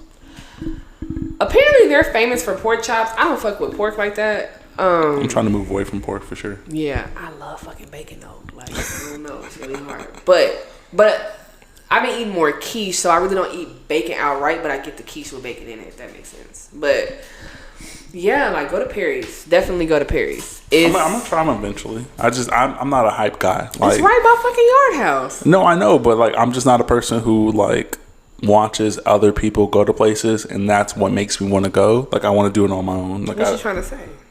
Not. Oh, okay. I just had to make sure. I was like, no, I like it because I like it. Like, you know. No, people hype it up at a high level, and really, yeah. Just like was it True Kitchen in Dallas? What is? Oh, it's nasty. I didn't eat because the environment didn't I really didn't fuck with the environment. Is that restaurant that man was like, don't twerk in my restaurant? Yeah. Well, look at that. See, should have acted right. Let them fucking people twerk. Now your aura in there is fucked up. People don't want to go. But like the environment is high level. Like there are people dressed up and stuff like that. There's a dress code and all that cool stuff. But like where they took us, like there's an upstairs. Like clearly there's like a club area or something. They took us to where the club area might have been, and all they played was who? Cardi B. Oh, repeats. Like it was it was so loud. Like we was on a table. Like that's why I don't fuck with Dallas. Dallas is so fucking in your face. Like if you from Dallas, no offense, and it depends. Because if you from North Dallas, like okay, but if you from South Dallas, but Dallas is very like in your face. Like I don't like that. Back up. The energy was great downstairs. They took us to some back room. We had to take a left, go up some stairs, and we was in. See, that's some Rosa Parks shit. I don't like that. It's like you trying to put me in the yeah, like you trying to. Hey, if you want to throw a little ass, make sure they in the back of the back of the back. Like no, don't do that. Like you're still gonna get my pocket. You know what's crazy? A turkey leg hut. You saw that? Yeah, you saw that. We talked about that the last episode. Like honestly, I mean. I've been there physically, but I decided to walk away because of the line. But then I got the opportunity with your sister and going to go there, and they brought me a turkey leg back, and I was just like, this is just a turkey. But you haven't. Okay, so take that into account. What you said, right? Girl, this is sliding out for me. Okay, so take that into account. What you said, right? Uh-huh. It's just a turkey leg, right? Now I'm gonna say this. Me personally, the turkey leg I got, I think I got like stuffed crawfish with macaroni, some shit. It was very good. Do I feel like if I had the right the ingredients, could I have done it myself? Yeah, absolutely. The thing about it is, I really hate to see black-owned places, especially because I ain't gonna talk about everybody else because I ain't everybody else, but. Black-owned spots make their dollar off of black people, and then they decide, oh, we're gonna switch up every fucking thing we're doing to where it doesn't really appeal to you. Absolutely. So like that's exactly what I felt they did. Yeah. I won't say like people want to quantify dress code as something that's black or not black. Yo, no matter who you are, as far as the black community goes, you had some ripped jeans on at some point. You definitely dressed the way that they're saying against, and whether you're that now or that later, like you definitely had that on. That was a fit. I guess the crazy part is it's like, so let me get this straight. You think that only black people dress this way. You don't think that, like Elizabeth dresses that fucking way, but you think Keisha gonna come in there. But Keisha could come in there with her Gucci on straight, profiling on your ass covered up. But I guarantee you the way I don't know. I just don't like that. I feel like you're outside. It's literally not like you can. They don't have sitting areas for people on the line. I've seen the line. The line is you standing up, you waiting.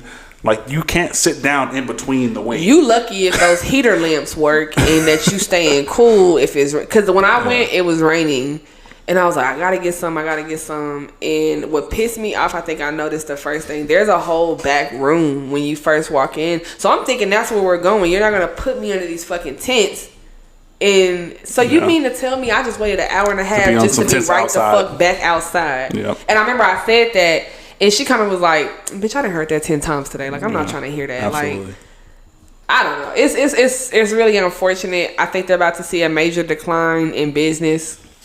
Houston is one of those places. They're all very much go-getters, very much about hustle, very much about Black-owned businesses. But the minute that I think that you kind of forget where you're coming from or where your bread and butter was at, I think that's where you're going to lose everything. I don't know. I don't think I would have went with that move. And like my mom always says, it's how you do it. It's not so much what you said, it's how you did it. And then, you know, whatever you put out there, be responsible. Like, own up to that shit. Like, hey, yeah, we kind of low-key don't want y'all over here. Like, you know, so I don't know. It's kind of shitty. I don't like it. I probably won't go back at this point.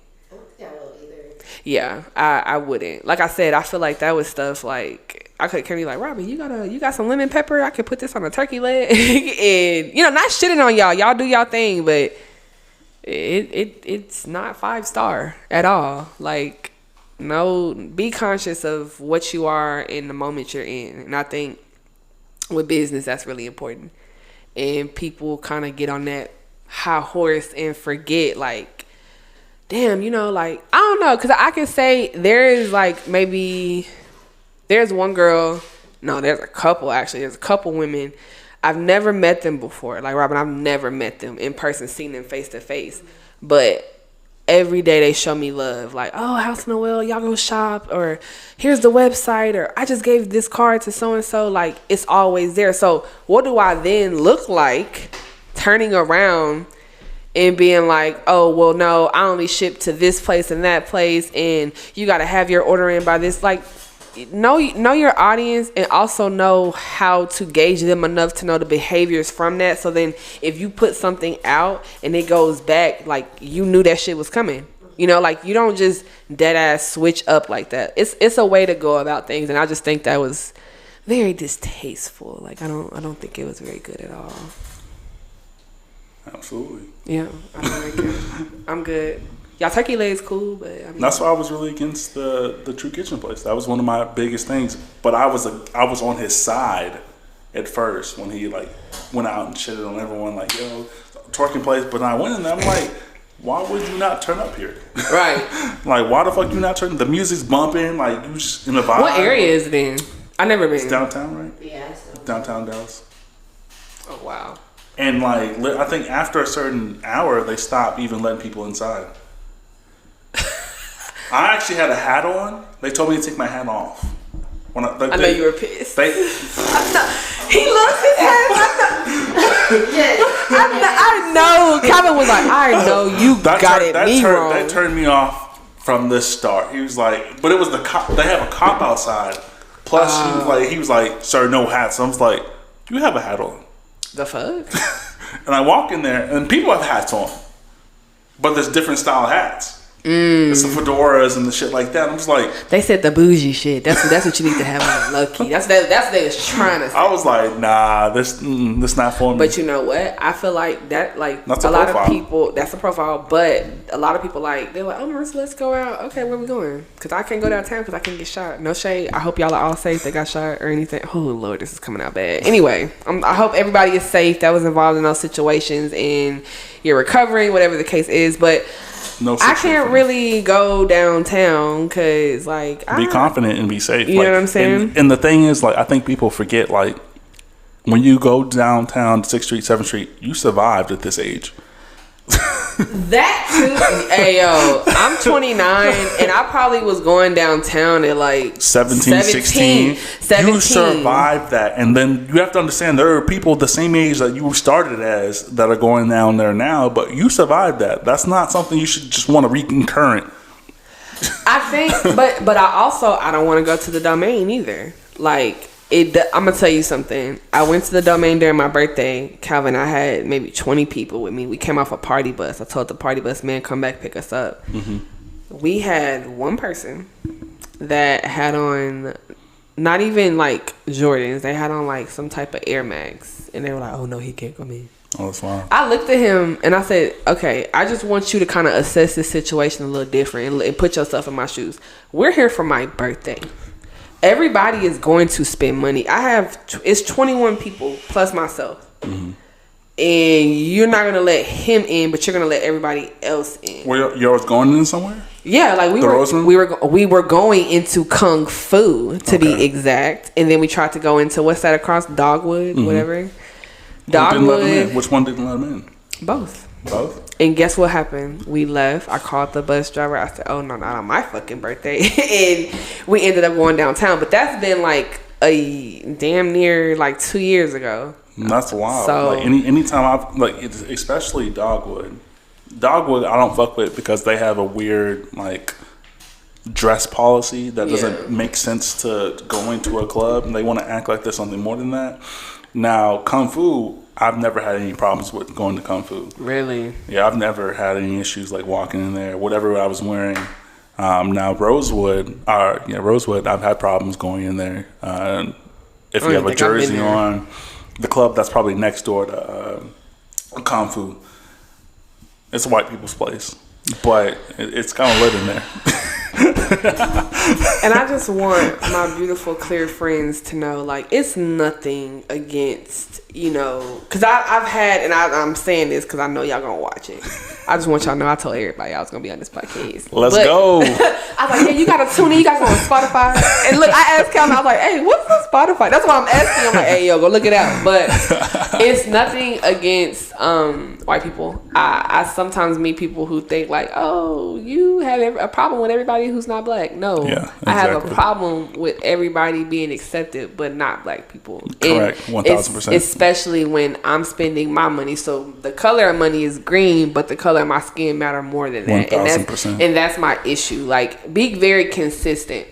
When you go downtown, and I think that's what people forget. Like, everybody's like, oh, why you go downtown? That's why. Austin is not a city full of black businesses or black lounge places or nightclubs to where you feel comfortable. Like, this is like you said, this is my safe place. I could be here and it's no issues. Ain't nobody looking at me at the door, patting me the fuck down like I'm getting searched. And I think that's at the end of the day, I think that's what majority of black people in the central Austin area are looking for. But unfortunately, sometimes there are people. They're outliers. There are people that, they're not there for peace. Like, they're there to handle some random business that really don't really matter. And I think, unfortunately, with black people, that makes us all look the same. Exactly. And it's not that. Like, we really just want to come hang out. We really just want to chill, drink, kick it, do whatever. Yeah, right? Like, I've been having a hard week all fucking week. I don't come here for you to basically belittle me and tell me, oh, you're not fucking dressed right to come in here. But then you'll let the next person who's about 20 shades lighter than me come in here and it's not a problem. So I think I really wish the domain, because y'all don't even know. That's crazy. I've never experienced that. I literally just wrote a letter to Gloria's restaurant in the domain because I took my models out after our photo shoot for brunch there, and because Copper I really don't like the park. It's giving me very much hood vibes. Parks? Yeah, that's why I don't fuck that. I be telling people, bro, the parks is not what's up, and it's not what's up. If you trying to get drunk quick and get a little bite to eat before you go to Kung Fu, sure. Yeah, that's not the spot to kick it, bro. That's not the spot to kick it. So at all. I was like, damn, Copper is doing reservations only today. We're gonna go to Gloria's.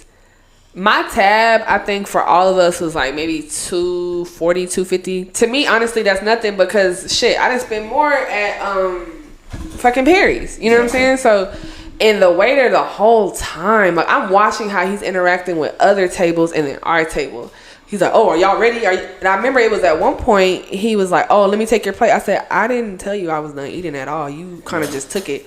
And he kind of looked like, oh, I wrote them a whole fucking letter. I've been writing them letters since that happened, actually, y'all. I ain't shit. But, yeah, I am, because what the fuck.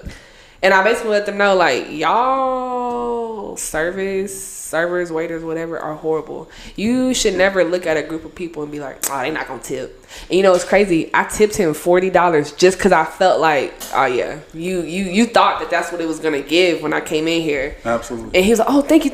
And I looked at him. I said, yeah, you're welcome. Have a great weekend. And I wrote that email later that night. And I've been writing them ever since. Absolutely. I think that I think we had. I don't remember what the number of the episode was. One of my close friends, her name is Asiba, and I've been in the restaurant industry for a long time, right? And we had the same conversation. You know, me and Asiba have had the same conversation, but I think I brought it to the podcast at that episode. I was like, look, and it sucks that certain people think that way, but like certain servers think that black people not gonna tip. A lot of times, I got the Calvin. Do you want the table? Hell yeah, I do. Really? Hell fucking yeah, I do. Give me the table because I'm about to make some bread. You know why? Because I'm gonna do what I'm supposed to do. And you're gonna appeal to them, and they're gonna know like, damn, they sent him over here with that bullshit. But you know what? Let's turn. I'm happy they did that thing. I'm gonna do exactly what I'm supposed to do. Like for whatever reason, and there are reasons for every kind of race. Like there is a race. And there is a certain kind of people who come out for every kind of meal. They're going to act a certain type of way. Exactly. My thing has always been like, I treat every person I come in contact with the exact same way. You know what's so crazy? You said that. When I first started House of Noel, I had a Caucasian customer tell me like, I really didn't think that you were trying to appeal to me. And I told her, I said, I'm gonna be honest with you. I'm not. I'm not. I said I'm trying to appeal to women who need that uplifting, who need that body positivity, and if that just so happens to be you, then that's great. I'm happy. All women are great women. All men are great. All women are not too shabby, and men are okay. We're gonna leave it at that. But that's my goal, and I have a lot of people that ask me like, oh, you don't really use different because I'm trying to make that statement. There's not enough black models, and that get the credit that they need without, I gotta poke my ass out to do that, or I gotta show everything I got damn near like a stripper just to get, the content that I need or to be recognized. So yeah, I do it for my own culture, and if that attracts different people, then so be it, and I'm happy and my message is done. But as far as like just I'm gonna get every color model I can, that's not my objective at all. Like if it happens that way organically, cool, but I try not to force anything at all. Absolutely. I think that when you get to a point where you're trying to create and you want to appeal to the masses, I think people don't understand what the masses for you is not the masses for them. Exactly. So, like you as a black woman or as a black man, that's what I'm surrounded by. So that's what I'm gonna attack first. If anyone from outside of that catches on early, congratulations. And you made it. Yeah, that's my thing. Like especially with plus size women, like y'all, oh my God, y'all don't even know how many messages I get. Like, you don't have enough clothes for smaller women, and you only have plus sizes. And well, that's because plus size women are walking into places and y'all are putting them in like fucking work clothes. Like they deserve to be sexy too. They deserve to stand out just like you do. So that's why, and that's my main thing. Like I feel like a lot of people don't realize what the average woman goes through. And so I feel like if I could take one thing off your back and add it back to you and make it to where you're like, damn, I got this kind of new swag about myself. And I shot with Marissa, and she kind of assured me like, this is the one for me, and this is going to help me, and this is going to then do that. And so I feel like, yeah, on top of me kind of not necessarily having a necessary like race target, I guess you would say, but I'm 100% for plus size women. I honestly want to cross over just into plus size clothes, but I also I feel like, well, I'm here for everybody, but that's my go-to. Like I feel like that's who matters the most to me when I do this, only because it be so many times that I see like plus size women come to me and they're like, yeah, I'm going through this and I haven't been feeling like myself. And then I see them, they tag me in a picture from that night and they're like, yes, this was one of the best nights I had in a while. You don't know what I've been going through. Like, it be little things like that matter. You know what I'm saying? So, not so much trying to appeal to everybody. That's the number one thing I would tell anybody in business. You gonna hurt yourself trying to appeal to everybody. You cannot. If you do, that is awesome. You have exceeded a new level. If you don't, do not beat yourself up. It's not, it's just not how it goes sometimes. So, You definitely gotta know. 1,000%. Definitely. We're coming to a close. Did you have anything else? Yeah, I mean, did you want to replug everything that you started off with? I talked y'all to death. I know y'all probably like, goodness, get her out of here. No. I love this. I mean, we still have things we can do after this. We got pictures to take. Oh, and, yeah. And stuff like that. I just think it's important that people who are dealing with business and want to see kind of what happens next as far as like exposing themselves at a high level, see even what the bare minimum looks like. Yeah. You know, I would clearly and confidently say this is the bare minimum. And I just want to put this out there, like, I'm not 100% familiar with Calvin's fan base or anything like that, but if at all, men, women, anybody, if you ever feel like, well, damn, you know, I kind of like what she was saying on there, or even Calvin, like you kind of relate to what we talked about today, like, I can speak for me, feel free to reach out to me. Like, I have plenty of social medias you could follow and we could talk. I'm definitely one of those people. I am for everybody. If I know that your intent is positive and you're doing it with no malicious bullshit in your heart, and like you really like care about what you're doing, it's your passion, I don't mind trying to give you the tips that I learned along the way. Like, each one teach one. Like, we literally cannot grow if we trying to stay so stagnant with information to ourselves. That is not how we multiply. So, you know, definitely. I will say, if you're looking for a fire outfit, definitely www.houseofnoeltx.com. Yeah, Calvin gonna plug me later. We're gonna get into it. But no, seriously, like, reach out. Even if you don't feel comfortable with who spoke today on this podcast, like, just reach out to anybody who you feel like, if you're comfortable. Don't be comfortable, because that's not where it's gonna get you. Like, who cares if you're comfortable? Y'all, I was scared as shit to get on this podcast today. Calvin scared me. He didn't even tell me what we was gonna talk about, and I'm just like, oh, here we go. But hey, I'm here and I'm talking shit to y'all. So we made it, you know. We towards the tail end. So please go for your dreams. Do not doubt yourself. Do not listen to naysayers, because they are definitely going to stray you away from what you really want to do. And all the time that you spending about what if, how I'm gonna do it, you're wasting time. That is all the time you could have at least tried it to see. So if you didn't get anything else from this podcast, please go with your move. Go with what you know. Be open to learning. Be open-minded to perspectives. And if you are planning to start a business, just know it's a long-ass ride, but all the work you put in is worth it. So just keep that little tidbit with you, please. Please, please, please. That's important. Absolutely. I don't have a quote. What's a quote? What's a random quote? A random quote? Find the quote. But, you know, when it comes to creating, be okay with it not working out the first time. Like, I think a lot of people watch people and they see their success. They see what it looks like for them. But, you know, it's become a norm in our generation to post your failures for a reason. Yes. But when we post our successes, people look at that and then they don't understand why we failed. But I think it's really important just to, you know, do what you want to do. Do exactly what you want to do. If it doesn't work the first time, that doesn't mean it's not going to work moving forward.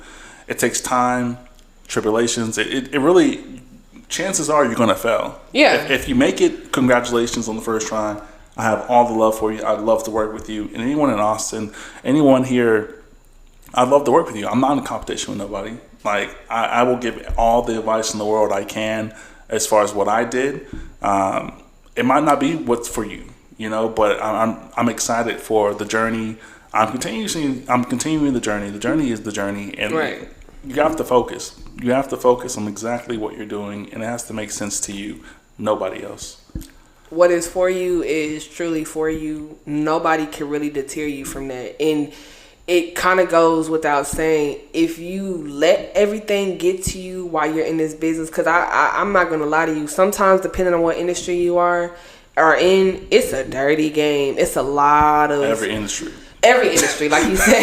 Every single industry. But especially, like, if you're passionate about what you're doing, please, if you can, just hold on and know that you got it. You know, you got it. What's the quote? Just pick one. How does Brittany do this? Huh? How does she do this? I think she has something always involved. Like she's always like ready with one. I don't think ever the quote really matters to the conversation. I was trying to match it. Just pick one. Which okay. one? Which one? Yeah. In the spirit of Brittany Hill, who's not here right now, dealing with her strep throat. Get better. Why fit in? Why fit in when you're born to stand out? Period. Dr. Seuss? And that's it. Probably. That's Dr. Seuss. I think shout it is. Shout out to I fucking was- Dr. Seuss. Ayo. Why fit in when you're born to stand the fuck out? Dr. Seuss, let's go. Dr. Seuss was trying to teach us a lot of shit when we were Dr. young. Seuss We had were the asleep. vibes. Definitely had the vibes. Definitely had the Definitely had the vibes. vibes and the bars. Yeah. Why we ain't met a rapper better than Dr. Seuss? Ooh, we ain't gonna get on there. That's a whole different. Give her back her phone. Yeah. Yeah, like let's get off of here. Cause now you wildin'. This is the Can We Talk Podcast, episode 16. I have Marissa in the house. She will be back, of course.